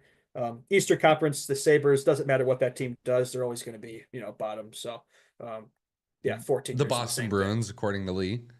I think if they're smart, they should be, but I don't know if they will. I don't think that's the way they're going to go. Yeah, because Don Sweeney is always noted for being the smartest GM in hockey, The right? Penguins, I guarantee you the Penguins. So my teams are going to be San Jose, Pittsburgh, Philadelphia, and Boston. They might be just if they hold on to Pasternak and Swayman and They'll McAvoy, they'll be Yeah. good enough. Fair Seattle, maybe. Yeah. I'm not saying Nashville because there's a chance Nashville doesn't tear it down. What if Vancouver tears it down? They could be right there too. Yeah. No, I'm getting the ifs here. But they'd have to get rid of Quinn Hughes. Yeah, like Quinn Hughes is good enough on his own where you can keep him out of it. If you have Quinn Hughes, you're going to flirt with a wild card spot regardless of how good or bad your team is. Yeah, fair enough. Yeah. I think Nashville's going to be putrid. I think they're going to be the worst. They might try to salvage this. They can't. I think they can. And you're sitting here talking about the Bruins not being able to. I think that the Nashville hasn't started selling yet, like Boston has, though. Yeah, I just think the pieces they have right now. Look at me like that. What? That's a fact. Nashville has not started selling players to the extent that Boston has. They I know. got I'm just rid of, saying. different players. They got rid of like Cody Glass, Phil Tomasino, Luke Shen. Like they definitely traded players away. I'm just saying, even if they don't sell six, like I don't think the players here are good enough to drive the ship here for Nashville. Like, we haven't seen it this year. I don't know how it's going to change next year. Yeah, I don't know. I don't think any of us saw them being this low this year. So. No, yeah, that's fair. Yeah, I mean, if you bring in a different coach or something to make a couple adjustments, they'd suddenly be back. But yeah, I think that's just as likely as if you told us at the beginning of the year that this team is going to be third from the bottom in the West, as bad as our 25, 35, and 8, we would have been like, no, like, come on, you've got all these guys. You're not going to be that bad. Might be the opposite next year. Everybody's going to write them off, and suddenly they're just going to show up right back in the mix. Like that does happen. I feel like Nashville's one of those teams that's always kind of up and down. So yeah. Fair You enough. want to talk about bad top 6 defensemen? Nashville right now. Roman Yossi is out. Yossi is out, so it's Brady Shea, Nick Blankenberg, Mark Delgaizo, Spencer Stasny, Jordan Osterley, who somehow still has a job in the NHL, Blackhawks legend, and Justin Barron. Yeah, it's that might be the worst decor in the NHL right now. Either that or that Bruins decor. Even ours are better than that. So that Bruins decor is Sharks is better than that. Yeah, like that's terrible. So I think Nashville is going to be just the worst team in hockey next year. Okay. Which of the current non-NHL roster players in the Hawk system do you expect to see in their lineup next year? Example, Korchinski, Allen, Thompson, etc. Oliver Moore. Frank Saravalli was on the Hawks pregame show before the game, and he seemed very intent that Moore's going to be on the team next year, which I think I've said in the show, like he might need another year in college, but it sounds like he's good chance he's going to sign that ELC when Minnesota's inevitably eliminated. We'll see how long that goes. They could be a Frozen Four type team. So we might not see him till the end of the year, like we did Nazar last year, but I'd say Moore's a guy who could probably slot in. Maybe need some time in Rockford like Nazar did, but we'll probably see him on the team at some point. Renzel's another guy to stick with the Minnesota theme. Maybe he needs some time in Rockford, but I think that's a guy with the season he's had. Probably good enough, just one defensive player of the year in the Big Ten. He's probably going to have to slot right back in. So back-to-back years, the Hawks have had the top defensive player of the Big Ten, by the way. They had Levshinov last year. So maybe he needs some time, but he's definitely a guy I could slot in for sure. Lardis is going to need some time. I don't know if he's going to – he's not going to – he's probably going to need at least a year in Rockford. But maybe he has the Frank Nazar treatment where he does so well down there. They eventually are forced to call him up at some point. But Kancerov's a year out the KHL. Ryan Green might need some time in Rockford. He's another guy who'll probably be signing. Maybe he could slide in right away. He's a little Sasha older. Boisvert going to need another year in North Dakota. A lot of the Rockford guys, Korchinski, you would hope he's on the team. Korchinski has to be next year. Korchinski's either going to be traded or he's going to be a Blackhawk next year. There's you can't keep him in the AHL for another year. He's been in so much like every shift content and stuff, and you think that but that I don't know if that really means anything though. Means nothing. I'll tell you Means that nothing. right Yeah, now. you're Means probably right. absolutely nothing. You're probably right Yeah, about that. But like, the camera guy for the Blackhawks is not choosing. Yeah. well, it's just something I've noticed though. Like this team hasn't putting out a lot of content. No, And it's true. it's all been young guys. Like there's not been, if you look at the season ticket stuff they've been doing, it's all been the youth. There's Of not been a course. single unk doing that Oh stuff. yeah, Jason Well, I just think- Dickinson and Ilya Mikheyev are not as marketable as Well, Frank Nazar and I Alex just West. think it shows you the direction this team is going. I'm not saying that there's Yeah. a correlation there, but it just shows you the direction they're going. That's right? true. But you're right. Look, if the Hawks it depends what happens at the draft, right? I think they should take Misa. But if they don't and they take Schaefer, somebody's going to have to go, and Korchinski would be the odd man out there, you would think. Yep. So, but yeah, to answer the question, Korchinski, hell, he should be on the team right now, to be honest with you. But anyway, yeah. Lee. He just went through every single prospect. What the fuck? I'm a computer when it comes to Hawk stuff, man. Keep up. He asked for one player, and Yeah, Justin proceeds named to, all of them. I can't fucking. When it comes to the Hawks, What I'm do like you a want me mighty to do? Granger, man. I've got everything up Do you here, want man. me to do This two guy- I'm a minutes? Hawks nerd. Do you want me to do 2 minutes on Samuel Savoie right now? Yeah, do Is it. that Let's what hear you it. want me to do? Yeah. I mean, No, Chauncey could be a No, fourth 'cause liner we're next pressed year. for time. yeah, no. We're pressed for time. Justin got so. it. Oh, thanks. What Appreciate Justin that. said. Okay. Comesso backup, maybe a soda fault. No, I think it's All gonna right. be Next Soda question. year. Next All right. question. What are 3 things Bedard needs to work on skill wise to make his Speed. jump from good to great this offseason? Speed. He's got to put a bit more oomph, a bit more size. He's got to win those puck battles. Like he gets killed with the puck battles. Speed, physicality in some way. Just put a little bit of weight on. And I guess the third one I'll let Lee answer. Fuck you, Shoot the puck. dude. Fuck you. Literally takes the most obvious answers and then it's like, oh, I can't think of a third. I'll throw it over to Lee here. You fucking asshole. What else do I think? Those were the 2 answers. It's mostly for me. It's physicality for Connor Bedard. He needs to get bigger, faster, stronger. I'm gonna say attitude. No. Compete. Play behind the goal line, and in the corners, digging for loose pucks. Yeah. Winning 50-50 puck battles. I want to see him to be a better puck retriever. Go get it yourself if you have to. It's one thing I'll give Celebrity a ton of, I'll give him a ton of credit for. He's fantastic at the puck battles and things like that. So if Bedard could get better from that standpoint, it'll help his defensive game out a lot. So yeah. Okay. Anything else? If he could get taller too, that'd be nice. Yeah, no, just get some Popeyes, diet there and bulk up. Yeah. Oh no, I lost my Discord here. There's some talk of buying out Bertuzzi this offseason. Do you guys think this is a good idea or not? His buyout penalty would have a cap hit of 3.5 to 2.3 million for the next 3 years, followed by 4 more years of a $1 million cap hit. You can't do That's that. the stupidest You thing. can't. No. You can't do it. Like I wish. Like if I could just remove Bertuzzi from this lineup with no consequences, I would. Because I generally don't see how he fits in with this team's future. I don't see it. I literally don't see it. But I just don't think he can. That's too much of a penalty. Buy out TJ Brody. Save the money to buy out TJ Brody. Yeah. I would buy out nobody right now.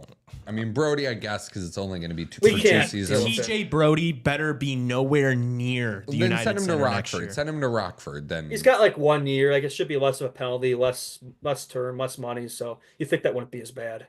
Wouldn't be on our books. Tyler for as long. Bertuzzi's not getting bought out. You talk about 4 years. You talk about Jason Dickinson moving to the third line, making Kyle Davidson look bad. Yeah, I think buying out Tyler Bertuzzi, who he just brought in, makes Kyle Davidson look a little worse. Yeah, he's gonna have to answer to Danny there, but I don't know how much he's paying attention to this team though.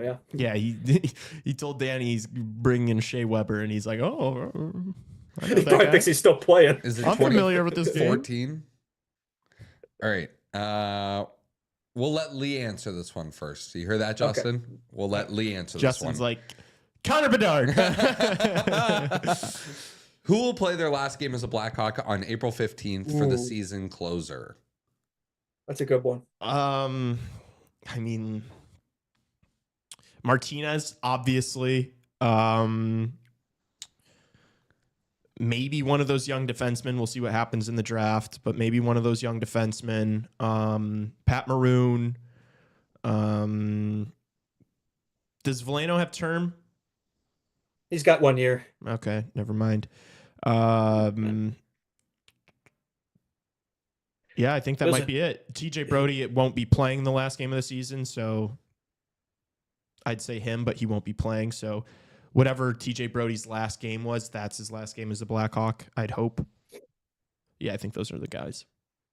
Yeah, I think Lee nailed them all. But there is one guy though who's up, and we better get him resigned. And it's like the fact that it hasn't happened yet. Maybe I'm reading too much into it, but it's like I haven't really heard much updates of that too, where the two sides are at. Sounds like they're just kicking the can down the road, but I don't know if it's not a guarantee that Donato gets extended. I think he should be. And if he's not, then that's really not a good look for Kyle Davidson, And this is a guy who put up, I think, the most points in the NHL the last month after, like, what was it, McKinnon and Draisaitl or something? That's a real stat. I know that sounds fake, but that's a real stat. And you're telling me nobody's interested. Yeah, kiss my ass. That's totally not true. And it's like, if you're just letting this guy walk for nothing, then that's not a good look for KD. So you better get him extended. Yeah. If you don't, and you didn't, like, a third-round pick is better than letting him walk for nothing. Yes, fair. Yeah. So, you should have taken the deal on the table. All right, I'm going to take the lead on this question. What do you guys think of Lucas Reichel's future? I would still like to see him get a better shot in the top 6, but as much as we try to believe in him, he doesn't produce very much. Okay. I'm going to take the lead here. All the tools, no toolbox. Yeah, but like I also don't think he's been given the tools, right? Because he's been playing 10 minutes a night in the fourth line with guys like Pat Maroon, Craig Smith, Joe Veleno, a bunch of plugs. Like he hasn't played in the top 6 like all season. I think maybe once. It's like yes, it's like, and you could say he's been under a few coaches now. It's the same thing as last year, but I do think he's been better than last year. I think his all-around game's been a bit better, right? I think if he had more ice time, better line mates, we get to see it, but we haven't seen it.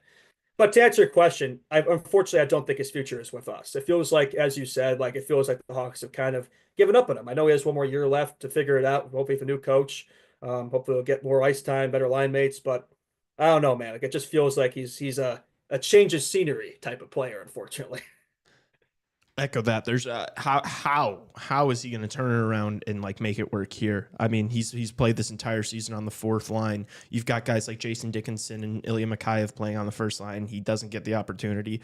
If it didn't happen this year, presumably the team's going to be better next year. Even if it's not by a big margin, it might just be by 2 spots in the standings and maybe a handful of games that they win. But if it didn't happen this year, when the fuck is it going to no? Yeah, it's just not. Unfortunately, hate to see it. Yeah, because I do like Reichel a lot. The team likes promoting him a lot too. He's an easy personality to kind of show off. But, there must be something to be said to play devil's advocate here. It's like, maybe there's something the coaches are seeing where it's like there's a reason he's been the 4th seed this whole time. I don't know. Maybe there's something I'm not seeing in practices and stuff. Yeah. They have way more information, way more viewings, way more like under the hood numbers, analytics, just these guys know if he can play or not. And they may just be like I think they may think what other people sort of think of Lucas Reichel, that even if you put him in the top 6, he probably tops out at like a 40-point guy. Like this isn't really a 50, 60, 70, 80-point player in the NHL. Like he's probably around 35, 40 points a year if you're really giving him consistent time in the top. Like I just don't see it with him. Like it's all the tools, no tool. Like he's got the speed, he's got a nice shot, but hasn't been given a sight to work on. All tools, no toolbox, no sight, no nails to bang in. Yeah, like it's like we gotta see it to like be able to confirm that though. Yeah. It's like hopefully next year with a new coach, whatever, hopefully it gives an opportunity. And then if it doesn't work out, then you can move on. I feel like next year is a make it or break it year for him. It feels like for the Hawks. Yeah. Oof, I would sell while you can get something back. All right, 2 questions left. What are you going to get back? Yeah, you're not getting shit. You're better off just holding on to him, see if he figures it out. You're not getting anything back for him that makes you better next year. No. So just see it out, man. Yeah. Last 2 questions. We got to speed through these. One Hawks related, one NHL related. The coaching hire is something the Hawks have to nail this offseason. If Carl, for whatever reason, isn't available, who would you like to see behind the bench? Names like Woodcroft, Boudreau, Sullivan, if he became available, are good names that come to mind. Yeah, I've seen Sullivan thrown out there a lot. Makes a lot of sense. I mean, he's been there, done that, won cups, right? Good coach for guys like Crosby, etc. So could be good for a guy like Bedard. That's a guy with cup experience. We haven't really had a coach like that since Joel Quimble, since Coach Q. So, we've had a lot of rookie coaches, a lot of young coaches the last go around. So somebody with experience who's been around would make a lot of sense. Wood Cross a bit younger, worked well with guys like McDavid, etc. Right, more of an analytics, kind of more of a current game type of guy. So Woodcroft would be a good option for me as well. I'd say one of those two, if not David Carl, would be work well for me. Yeah, we're gonna have to see if they're not gonna go with Carl. We're gonna have to see what the landscape looks like at the end of the season. Who stays, who gets fired, whatnot. Yeah, that too. Yeah. There's been rumblings of like Laviolette too. We'll have to see.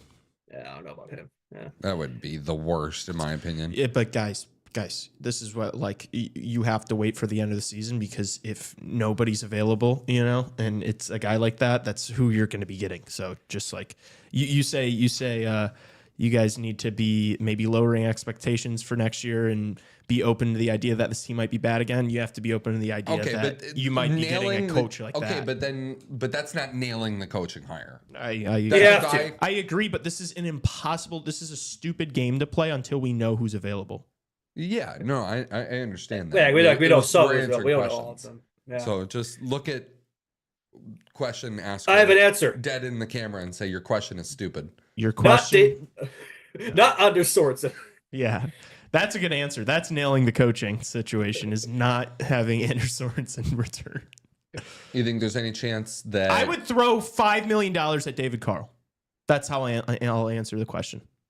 That's my guy. I'd rather him over. That's your Ben Johnson. I would take him over any NHL coach. That's my answer. I would take David Carl over anyone. You think there's a chance that John Cooper becomes available if Tampa Bay loses in the first round to, let's say, the Maple Leafs? It's like he's been there for so long now, and he's John Cooper, man. Like, look at what he does. Like, look what he did with Canada too. Like, he's probably the coach that players love playing for the most. Like, even if they had a really playoff exit, I don't think Tampa moves on from him. I think that's a dreamland scenario. Like, if he is available, yes, absolutely, but I just don't see it. Yeah, it's not like he's like Lindy Ruff. It's not like he's a dinosaur too. Like, oh yeah, he keeps up with the trends. Yeah, why would you not? Why would you not hold on to that guy? And I also feel like him moving up into like upper management at Tampa would be more likely than maybe him leaving. I don't know. But yes, John Cooper would be a guy that I would throw everything at if he became available. Yeah. Oh, so there's a person that Hawks fans would bring up, but they wouldn't go back on that. So that's not going to happen. I just see it on Twitter every day. So I'm not going to say the person, but you know who I'm referring to. It's not going to happen. That would be PR nightmare. If you do that instead of bringing back Patrick Kane, you have no spine, and I would be. They wouldn't. I don't even want it. I don't want it. If I could click a button to make it happen, I would not click the button. So no. He hasn't even been coaching the last few years too. So I want somebody who's been in the game. Yeah. Okay, with the regular season coming to an end, which teams have either been surprising or disappointing based on their record / overall performance? It's the Capitals for me. I mean, they're tied for first in the NHL. Right? I think if you go back to before the season started, I think that was a team we kind of wrote off, same as the Penguins. Like, oh, this team's done; they're going nowhere, right? And they could win the President's Trophy, and we'll see how it come playoff time if they're for real or not. I still have my doubts, but they've definitely surprised me in a pleasant way. And this is an easy answer for the negative. And we've talked about them a lot, but I think everybody had the Predators being a playoff team and the offseason champions, and they suck. So I would say that would be the opposite end of the spectrum there. Yeah. Okay. Surprising and disappointing, or you want me to go first? You can go first. Okay. Surprising team, the Montreal Canadiens. I thought they were going to be a bottom 5 team in the NHL this year. They have been tremendous. The fact that they are currently occupying wild card 2 with 14 games left on their schedule is awesome. They're outpacing teams like the Islanders and the Rangers and the Blue Jackets, who have also been probably my number 2 team as far as surprises go, even though they've sort of fizzled off here the last week and a half, 2 weeks. It is Montreal right now. If they are able to somehow make the playoffs, the Bell Center is going to be the most electric building in the Stanley Cup playoffs, guaranteed. And as far as most disappointing teams, it's the Vancouver Canucks. Watching them implode from within the last couple of weeks, or the last couple of months, has just been like, if you could have thought that this team would be where they are right now, and I know they're only like a point out of the playoffs with the game in hand, but it just feels like they're so far away from it right now. Like, Calgary's going to make it before they do. Really, truly, they will. St. Louis is going to make it before they do. I don't St. think Louis they're my is going to third make team it before there. they do. Hell, I picked the Utah Hockey Club make it before that. Yeah, it just That's crazy. I think they're turning it around right now a little bit. We'll see about that. None of those bad loss. but none of those teams are good. Utah, Calgary, Vancouver, St. Louis. None of those teams are good hockey teams. Yeah, but None of them Vancouver deserve to be in was the good. playoffs, yeah. None of those teams were good last year, except for Vancouver. So that's why they're my most disappointing team this year. Lee, I guess I'll just dunk on myself with both of these. Calgary, I think you guys know I did not think that was going to be a very good team this year. I stand by it. I still don't think they're very good. I still don't think they're going to make the playoffs.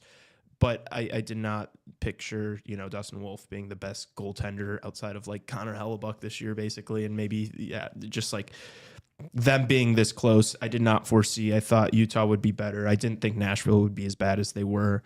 I thought they'd be further down the depth chart in the West than they are. And then disappointment, I'm going to go with our Chicago Blackhawks. I thought with the acquisitions they made this offseason, there was literally no possible way this team could be as bad as they were last year. And this team is as bad as they were last year. So they surprised me in a bad way. And I did not foresee them being this awful.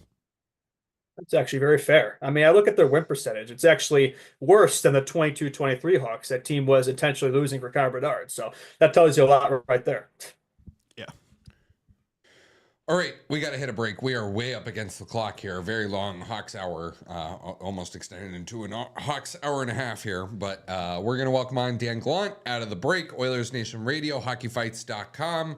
Stick around on the other side for more NHL talk in the NHL hour of Chicago Hockey Radio. You're watching and listening. Keep it here.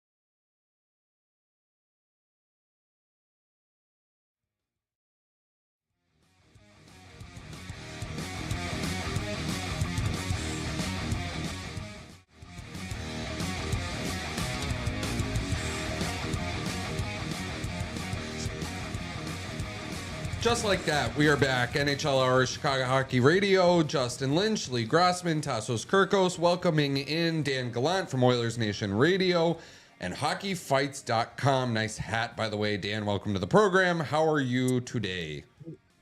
Thank you very much. I'm doing okay as okay can be here in Edmonton as an Oilers fan, of course.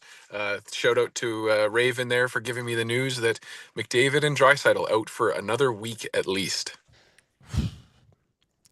Not good. It's not ideal, not an ideal time for it to happen. I guess better now than, when you're already in the playoffs. A lot of talk about with the Oilers. I'm super curious to hear kind of your perspective on the team and how you feel about them. I guess that's where we'll start. How do you feel about their chances this year? It's kind of interesting. I think they have a chance specifically because of, honestly, their route to the Stanley Cup final. Like, if they get LA in the first round again, and then in the second round, it's looking like the winner of Vegas, Minnesota. Do you view them as a favorite still? Oh, absolutely. I mean, this team, I think, I think we can all admit, has some unfinished business from last season that it would like to attend to. You have two of the best players in the National Hockey League on this team right now that I think are going to just absolutely will this team over the finish line. When we're talking about deadline and what this team needed, the list, I think, is still longer than what they fulfilled throughout the deadline. But I will give them, I give them definitely a passing grade on what they were able to accomplish.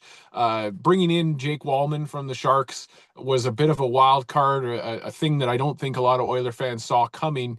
I think that's going to do wonders for this defense and being able to take some of the minutes off of the rest of the guys and be able to, maybe slot back into some timelines that work better for them. A guy like Evan Bouchard, I think, will do wonderfully with a few less minutes of him having to play defense and maybe allowing him to play a little bit more offense.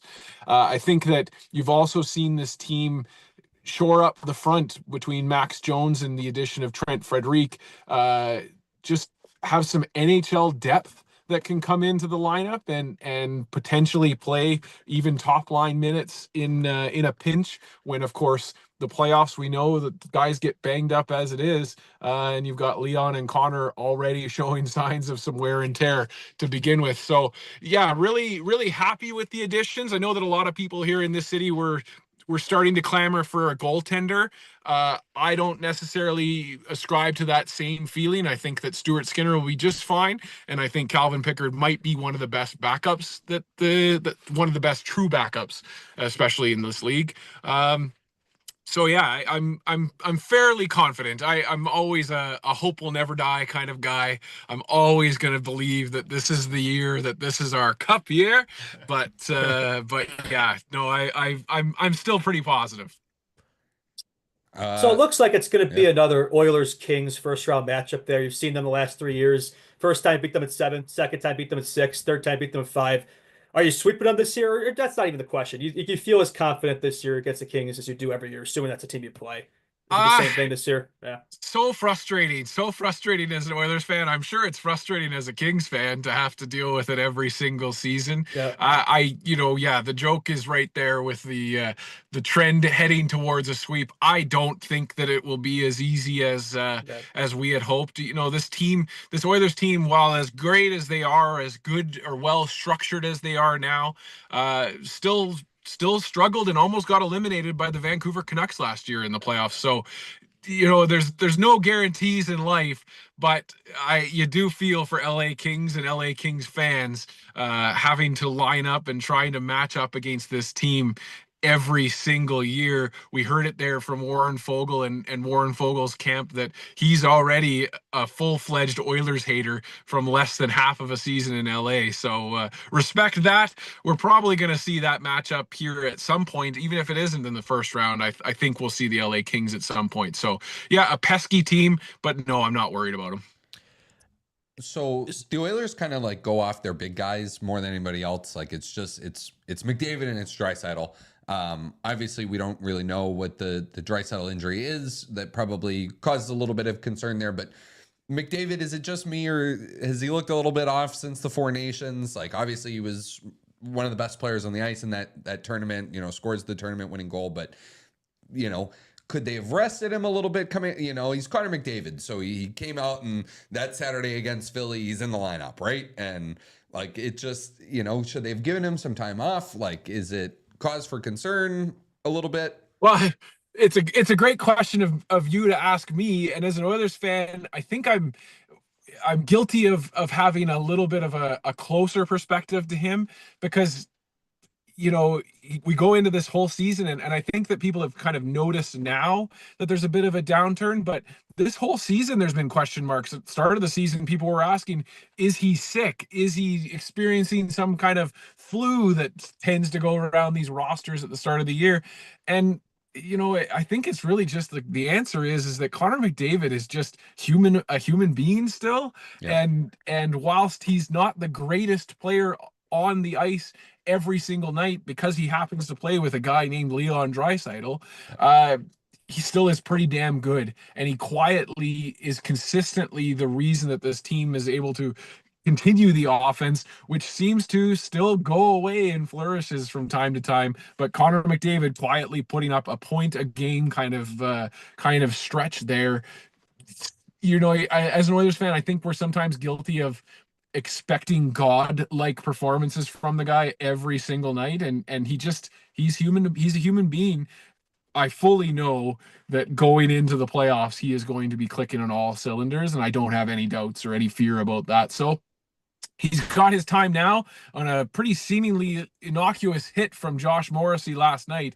Got a week off here now to kind of rest up and hopefully be able to ready to go for the playoffs. Yeah, the nice thing for the Oilers, it seems like whenever McDavid isn't fully on his game, Leon Draisaitl is always there to kind of pick up the pieces.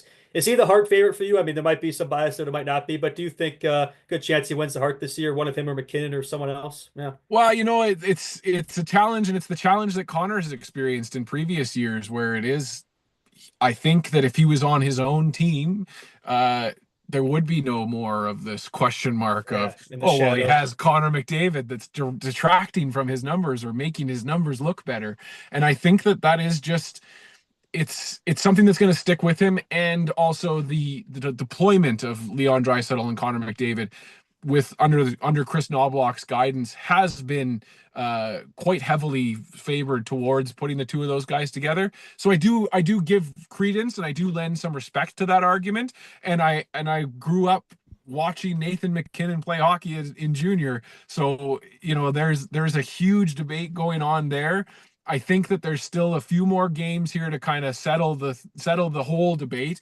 Nathan McKinnon had a hand of cards dealt to him this year in Colorado with the injuries to start the season, where he had to kind of drag this team, the empty carcass of offense, over that hump. So give him a ton of credit for what he's done in Colorado. Don't want to take away anything from that, but man, oh man, has it been nice to, just an embarrassment of riches in Edmonton to have McDavid having a human year and Leon Draisaitl's going superhuman. McKinnon also, lost his boy before the deadline. Yeah. Rantanen gets dealt, and then he has a new player that he's playing with every single night and has found a way to make it click. I don't think there's a right or wrong answer between, honestly, those two guys this year.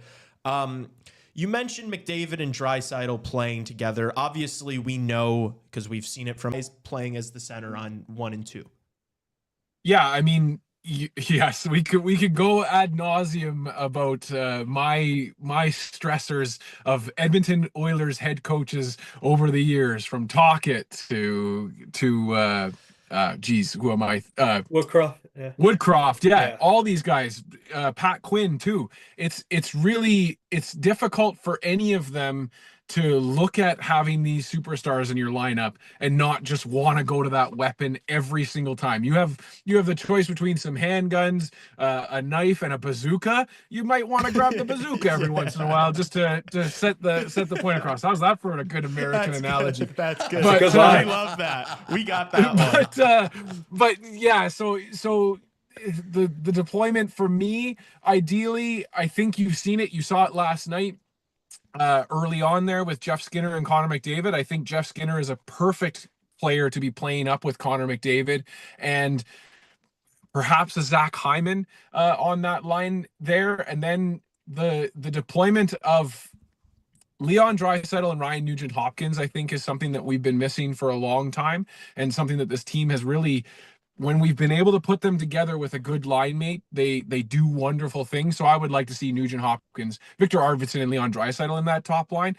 But again, I come back to just we go into these games quite often, like last night with Jeff Skinner on the top line, and the joke around Oilers fans is how long until we see Leon and Connor get stapled together again, and then the rest of the lineup has to kind of figure it out from the piecemeal that they are put together with afterwards.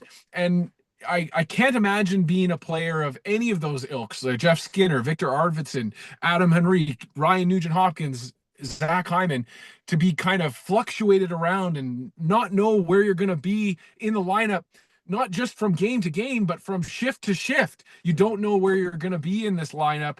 It's got to be difficult, and we've seen it from this team where Connor and Leon, you put them together, sure, you get a point out of that. But what about the rest of the 9? The bottom 9 cannot do anything after that, and we lose the game by a goal instead of putting up 3 and 4 goals. So yeah, my deployment would be Skinner up on that top line. I want to see Nuge with Leon on the second line, and then the options are endless after that when it comes to the wingers, because we do have more Trent Fredericks and Evander Kane's coming, but I would like to see those guys get paired up. Yeah, so you bring up Evander Kane. He's been out all season. He's going to be coming back soon here. What's your expectations for him? Like where he slots in the lineup here, the impact he's going to have in the game. I know Oilers fans kind of had mixed feelings on him, but what do you think he's going to bring to this team, come playoff time? Yeah. I think I'm a person that can straddle the line of both Evander Kane love and Evander Kane hate. I do think that Oiler fans are guilty this year of expecting a lot more Evander Kane of old than the Evander Kane of new that we've seen since he was accidentally had his wrist stepped on there by Patrick Maroon. Just hasn't been the exact same player, hasn't been the same level of fiery physicality and also firepower. Just haven't seen the offense from him that we came to expect. So I'm more excited about a Trent Frederic personally for this team, and I think that what his brand of hockey will bring to this team is something that's been sorely missing and something that Oiler fans have been clamoring for from Evander Kane. I just don't think it's fair to expect that same level from him this season. You could say they might get more hockey fights out of him. Yeah. There you go. Yeah, exactly. That was a bad joke. Hey, I love it. I respect. Hey, all for it. Dan Gallant from Oilers Nation Radio and hockeyfights.com with us right now. Dan, I don't know that there's a player in the NHL whose game gets picked apart more than Evan Bouchard. And when, Alex Pietrangelo bows out of the Four Nations face-off, he wasn't even like the first player on his own team to be like talked about as replaced. Like people were talking about Darnell Nurse taking that spot before they were talking about Evan Bouchard. Obviously this is a guy who has like the whole package to be like a Norris Trophy contending defenseman. I'll say contending and not winner because, we are in an era where Cale Makar and Quinn Hughes exist. But like this guy's game, like it's always like he's the guy that like people will stop and start footage of and just like, the lack of skating sometimes on the back end, the lack defensive of movement. Lapses. Yeah, like it is it just as frustrating for you watching it, or are people too hard on this guy? Like what is the deal with Evan Bouchard? The answer to all of your questions is yes. Okay. Is that good enough? Yeah. No, yeah, it's it is absolutely frustrating. It's frustrating for a bunch of reasons. It's frustrating because I love to be critical of my own guys, but I hate it when other people are critical of my own guys. It's frustrating because as an Oilers fan, I've experienced Chris Pronger on my defensive line. I've experienced Sheldon Souray on my defensive line. I've experienced Marc-Andre Bergeron on my defensive line. Like I know what it's like and what we've been dying and fighting for, trying to find that power play quarterback for a long, long time in this city. And we finally have it, and he's not that good at defense, so we are ready to send him out the door. And that's frustrating to me too. It's just okay, sure, you want to get rid of Evan Bouchard. What are we bringing in to replace him? I love Jake Wallman as a player. He is not a power play quarterback make. Evan Bouchard is everything you could want out of a power play quarterback. He's everything you could want out of an offensive guy. And frankly, his nonchalant, like his dad feeling where there's no emotion there whatsoever. You would love that from a player if you weren't seeing some of the just defensive glaring mistakes. And I kind of alluded to it there earlier on with our additions of Jake Wallman and John Klingberg just coming in to be able to take away some of those minutes from Evan. And I think that some of the glaring mistakes will be removed from his game. And it's interesting that you brought up Darnell Nurse there too, because there's a guy that, I think he's the reverse of what Evan has had as the issue, where Evan's got all this talent in the world, but his contract isn't that bad right now. Whereas Darnell has had all the talent in the world, but now he's got this massive contract that he has to live up to. And you guys experienced that in Chicago as well with the Seth Jones. Yep. Thanks to Seth Jones for making Darnell Nurse's contract as conflated as it was. Yeah. But we're moving on past that. There's a guy that has had a really great season, a really quietly good season, just because that number is so huge that it is hard for people to be like, Darnell, pretty good player. But Evan's coming up on his pay raise right now, and I think that there's a little bit of that as well that's playing into this, where it's like, is this the guy that we want to be paying big smoke for? And the answer should be absolutely yes. But people have those highlights that show that he's a casual defender still. Is there a number that you don't sign Evan Bouchard at, in your opinion? Like, what is too high for Evan Bouchard? My username on social media is the Danalytic.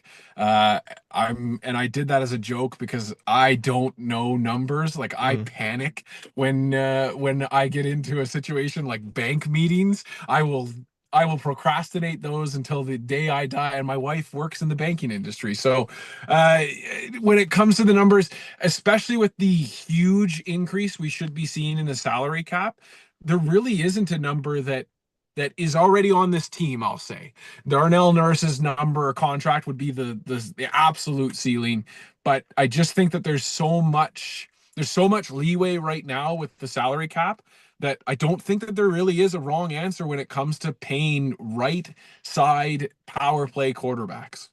You bring up contract extensions there. Obviously, you just extended Drysdale to the bag last summer. McDavid's going to be coming up soon here. What does that number look like? Just give him whatever he wants, max term. Like, what are you expecting there? Blank check is my answer. Yeah. Frankly, if the guy wants the league max, give it to him. Yeah. And then you figure it out afterwards. I don't think he is that guy. I also don't think he's Nathan McKinnon and he wants to, keep the salary cap low for everybody so that everybody can kind of pile on in. I think he's a person that wants to make sure he gets rewarded and paid the way that he should be. But yeah, I could fully see even $16 million as a number right now, just again with that salary cap increase coming as it is. Does the term, like if he doesn't sign for 8, is it a big concern? Let's say he signs for 4 or 5 years. Yes, it's like for sure it's always going to be a concern. I think just because the optics of that are, well, is that the year that he goes to Toronto? That's just going to be the storyline that we have to deal with. But at the end of the day, like he is the tenor of his own song here, and we've got Jeff Jackson now at the helm, who had, I think I was on this show singing his praises. I've got some retractions to go from there, but is his former agent, and so really the organization just has his fingerprints all over it as it is. And the fact that you saw Leon sign the long-term contract that he has, I think is probably a signal that you will see at least a 7, if not an 8, in that year slot. How do you feel about Stan Bowman over there? Because you brought up Jeff Jackson. It still kind of feels like he's steering the ship there, which is probably smart from your perspective because we know what happens. Stan Bowman loves to blow up teams there. So don't give him too much power over there. Bad things will happen. But how do you feel about Stan? Well, Stan hasn't given us much to talk about on ice. He definitely has found a way to give us something to talk about off the ice.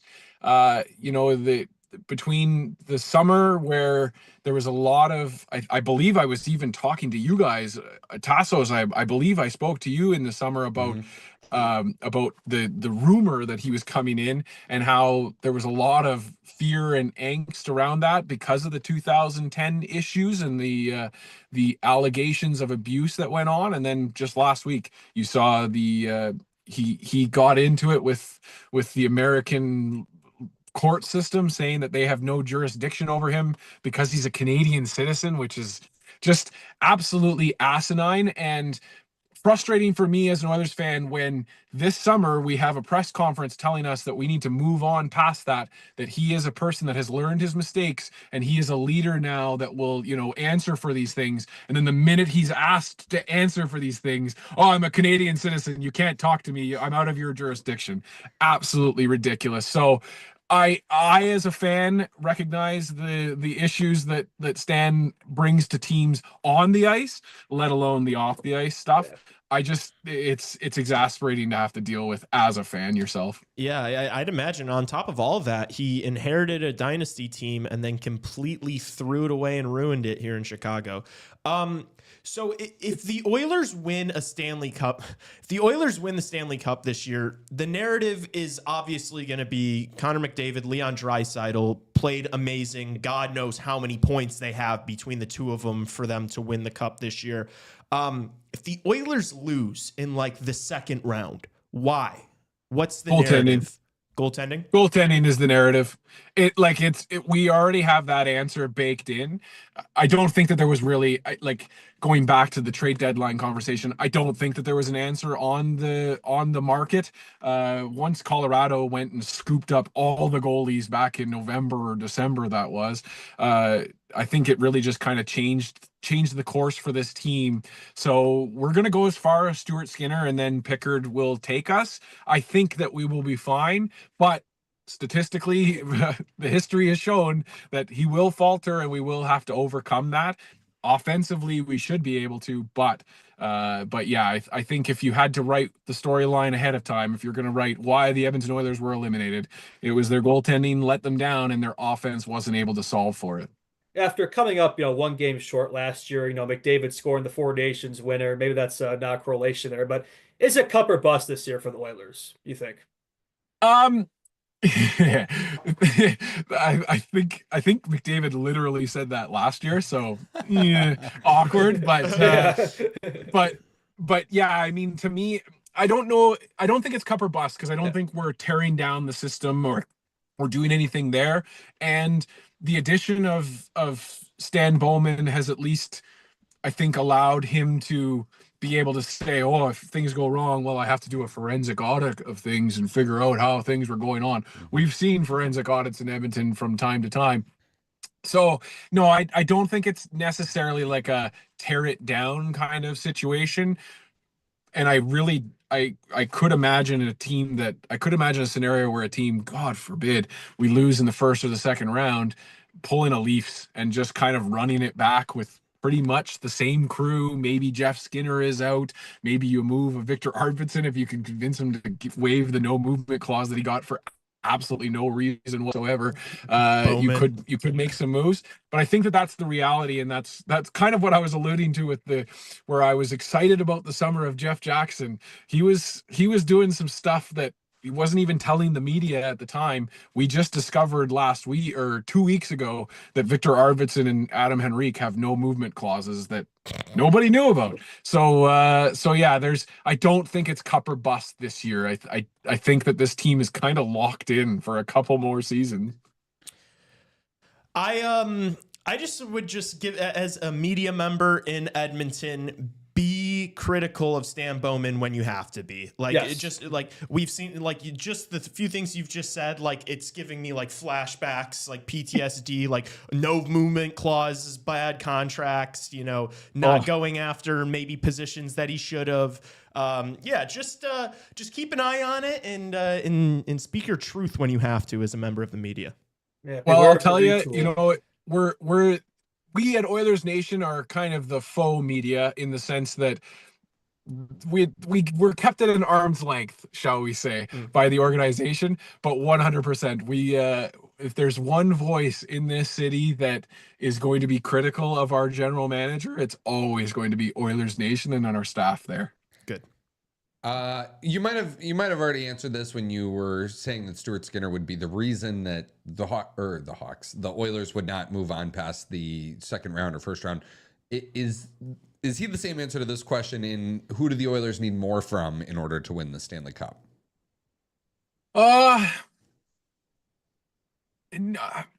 No. The answer to that is it's a few select forwards. It's guys like Zach Hyman. It's guys like Ryan Nugent-Hopkins, a dude like Jeff Skinner when given the opportunity, Victor Arvidsson the same. It's going to come down to our secondary scoring. Well, I mentioned it before, you can count on Leon and Connor to get you a point each night, count on having, 1 or 2 goals from those guys, but you're not winning Stanley Cup playoff games 2-0 and 2-1. The Edmonton Oilers certainly aren't. So that's where, again, I think it is going to come down to right now, this team seems to like to let the defense stir the drink a little bit and getting the shots towards the net, but we're just not seeing any of the garbage goals from those guys. Like Zach Hyman scored 50 goals last year, and I think 48 of them were from the blue paint. So it's just those little things that we aren't seeing yet. Believe that they're coming because history has shown that they will be there, and that this team is probably better offensively than it has been in the last 2 or 3 years. So if you were given $50,000 right now and told to pick one team to win the Stanley Cup this year, who are you putting your money on? Oh my gosh. If I was given $50,000 right now, I'm running the other way with it. But if I had to pick a team to bet on, I think I would probably be looking like, man, I don't want to say Florida. I really don't want to say Florida. That's not the answer I want to give. But I think if I had to say a team, man, like that, watching that, the Oilers play the Florida Panthers for 7 games last year was one of the more deflating experiences I've ever had. They are just such a good team, top to bottom, layer upon layer. And then they go and get Brad Marchand for a second round or maybe a first round pick. Like, what an absolute fleecing that was. So yeah, if I had to put all my money on a team, that I'm not going to let myself bet on the Oilers. I just won't do it. My heart can't take it any more than I already am suffering through when it comes to this team. I would probably pick the Florida Panthers. Well, the good news for you is they also brought in Seth Jones, so hopefully that'll be their downfall there for them. This is true, but the salary cap doesn't count in the playoffs, so it's not as big of a deal. Yeah. Dan, what's the weather like in Edmonton there? Is there signs of spring coming? I see a little bit of snow on the ground behind you still. Oh, yeah, there's still snow here. We were almost out of it, and then we got smacked with another week of -20 and -30 degree weather. Celsius, sorry, not degrees Fahrenheit, but yeah, I think they call that up here weather that would cancel the inauguration. For any of your political fans. Speaking of politics, what was the prime minister? Is it Oilers skate the other day? Yes, yeah, the current prime minister. So for the listeners of your show, just a quick little Canadian election history.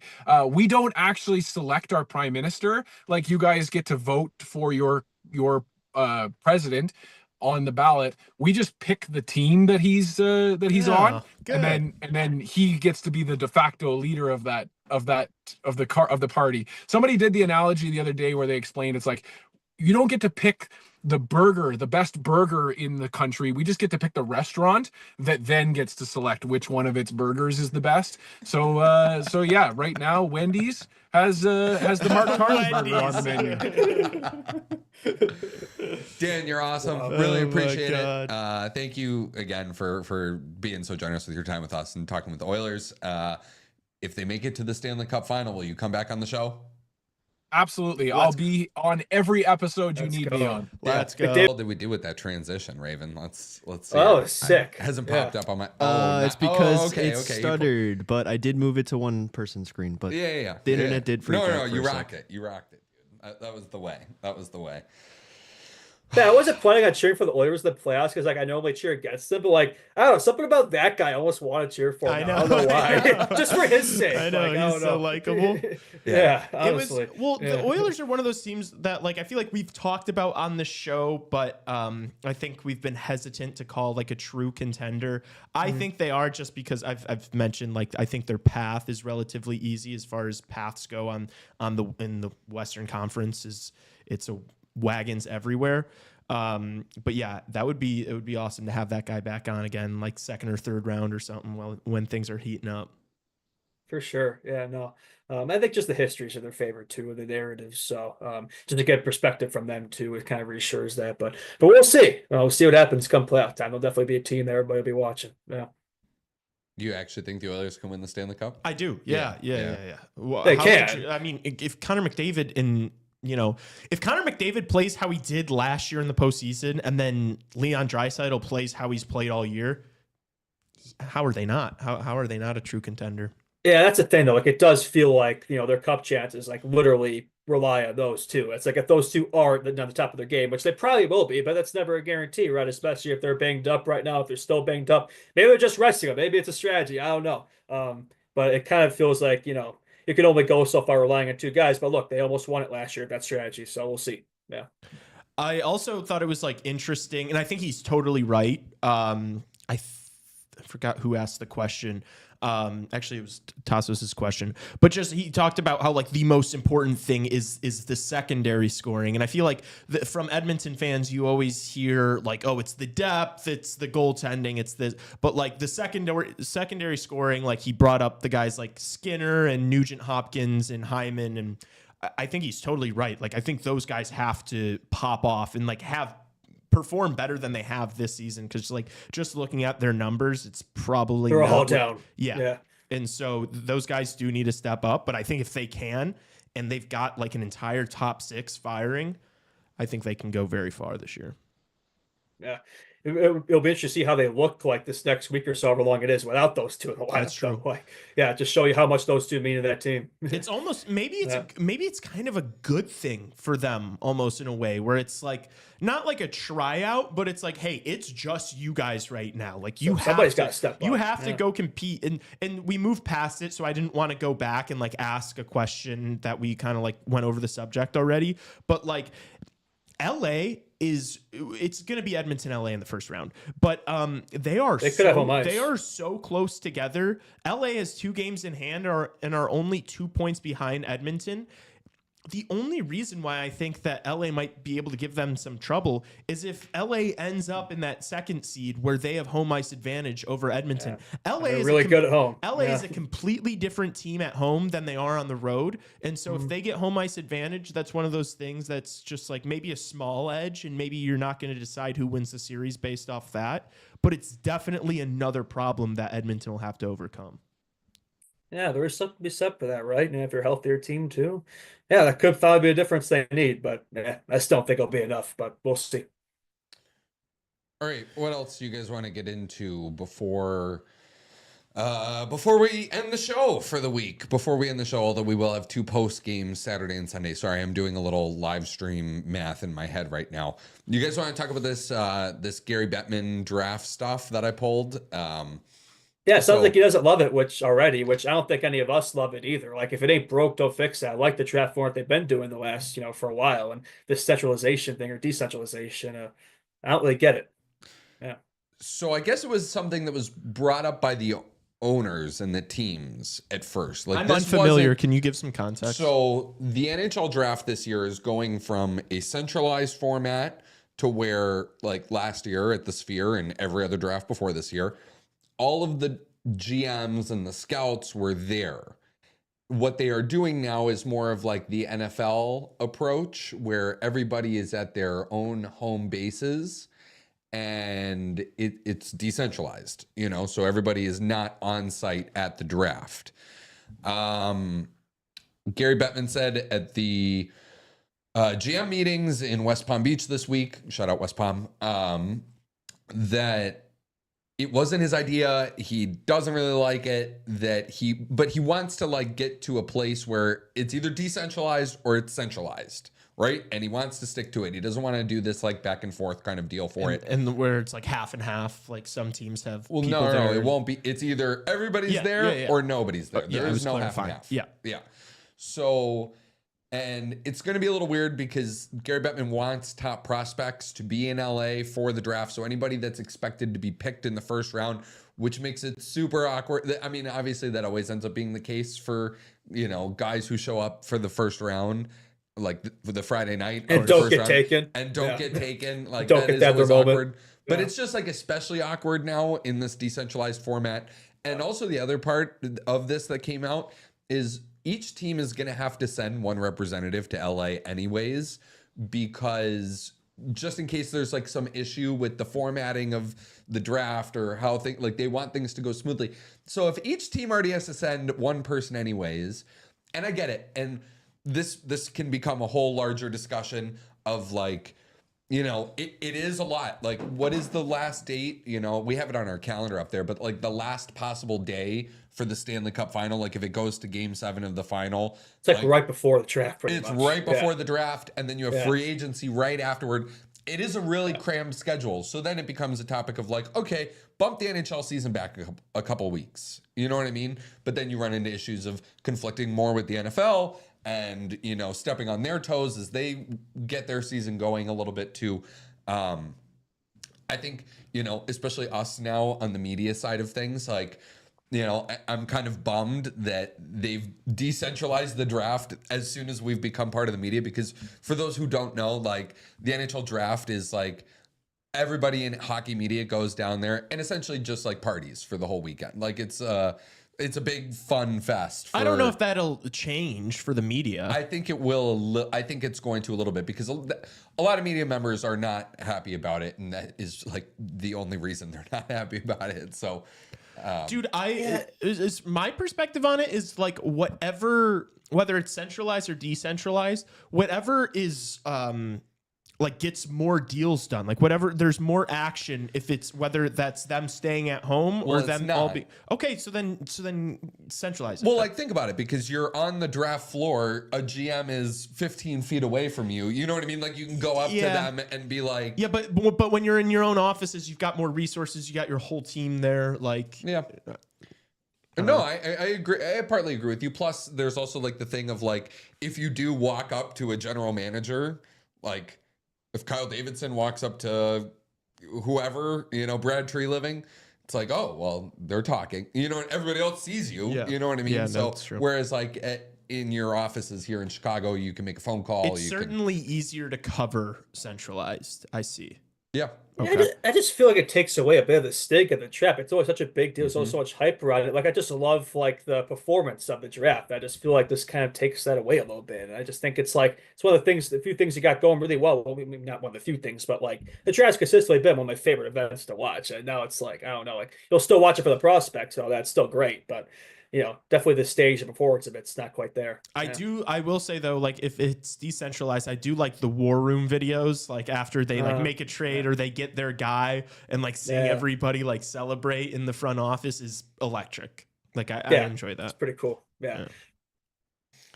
Bob McKenzie, Bobby Mack, released his most recent draft rankings. I had some takeaways and some surprises. Matthew Schaefer still number 1. Michael Misa has climbed all the way to number 2.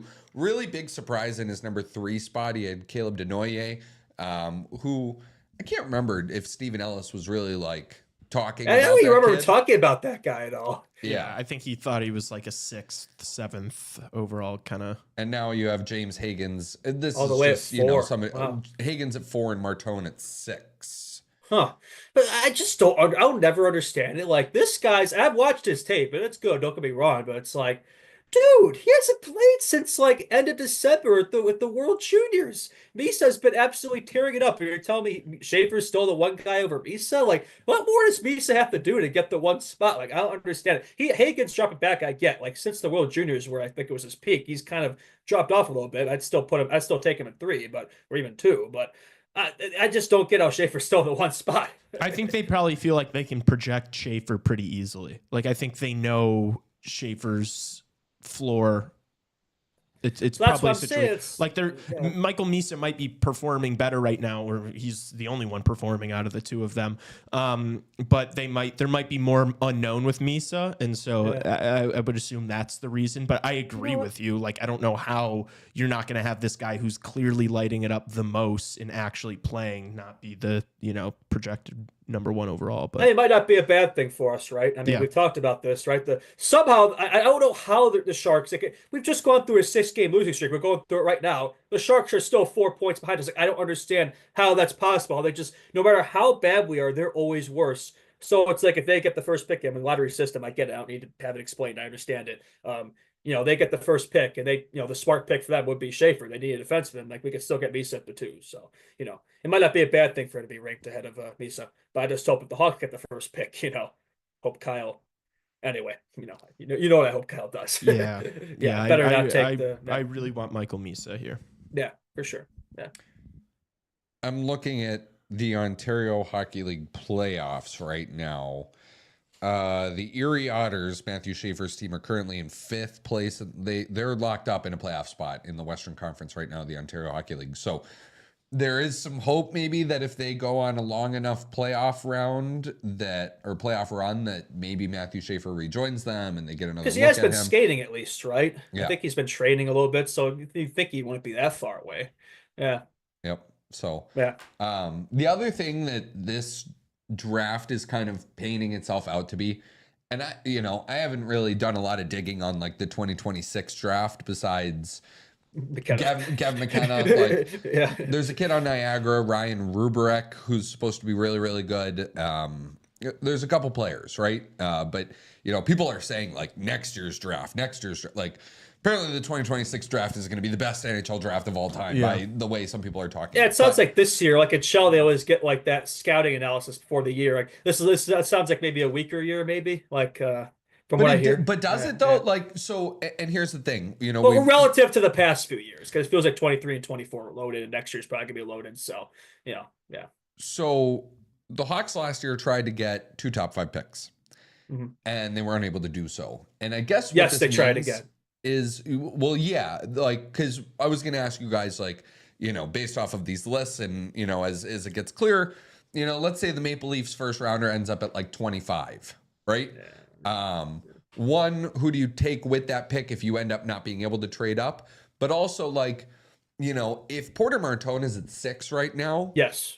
Like, that's a guy. You don't even need to go, you know what I mean? You don't even need to go into the top 5 in order to get Misa and Martone. Oh, if you could get out of this draft with both Misa and Martone, that'd be perfect. Martone, that power forward player size there, and then Misa, the perfect complement to Bedsy, right? Like that would be an awesome draft for KD. So you can do whatever you can to make that happen. To answer the question, yeah, for sure. I completely agree with you.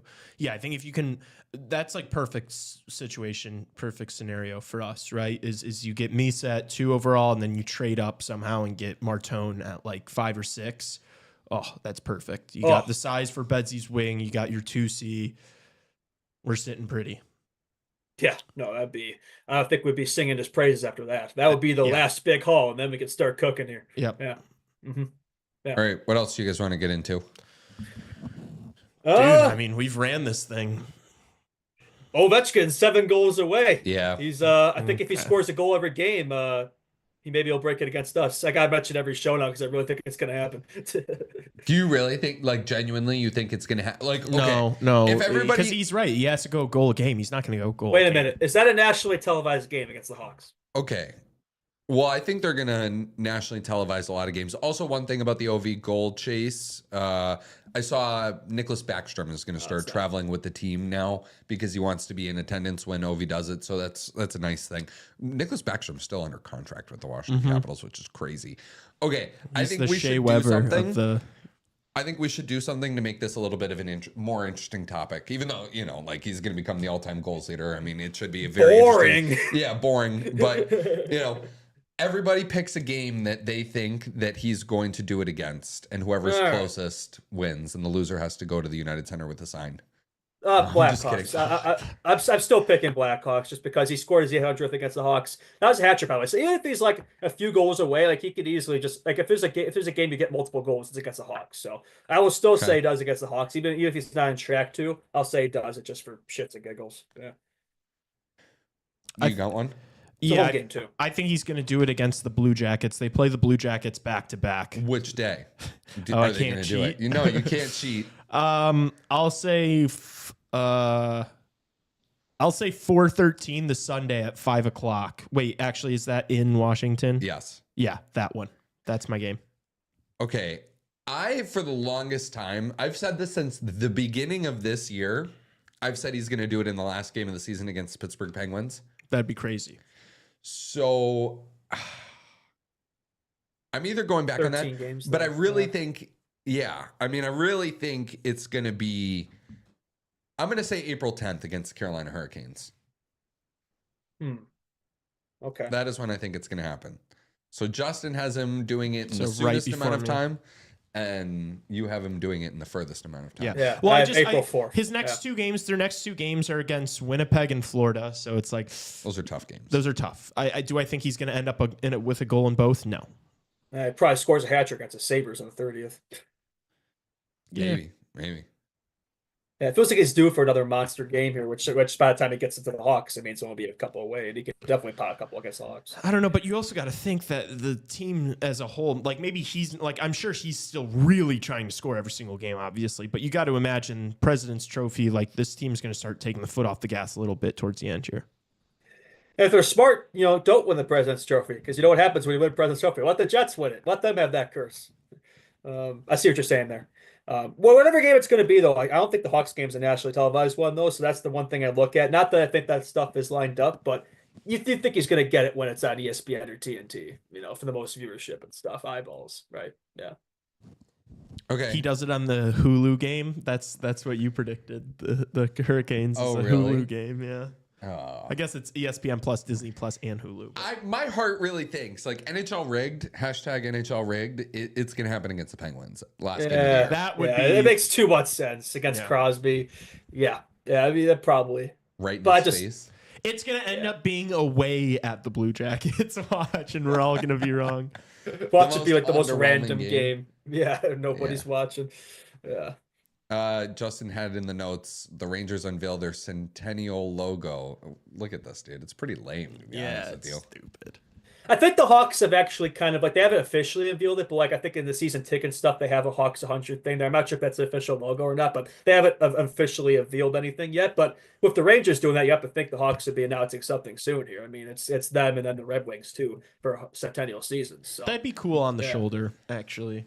I guess it's a shield inside of a shield. Yeah, it's Shieldception. Shieldception. All right. Any thoughts on this weekend's games?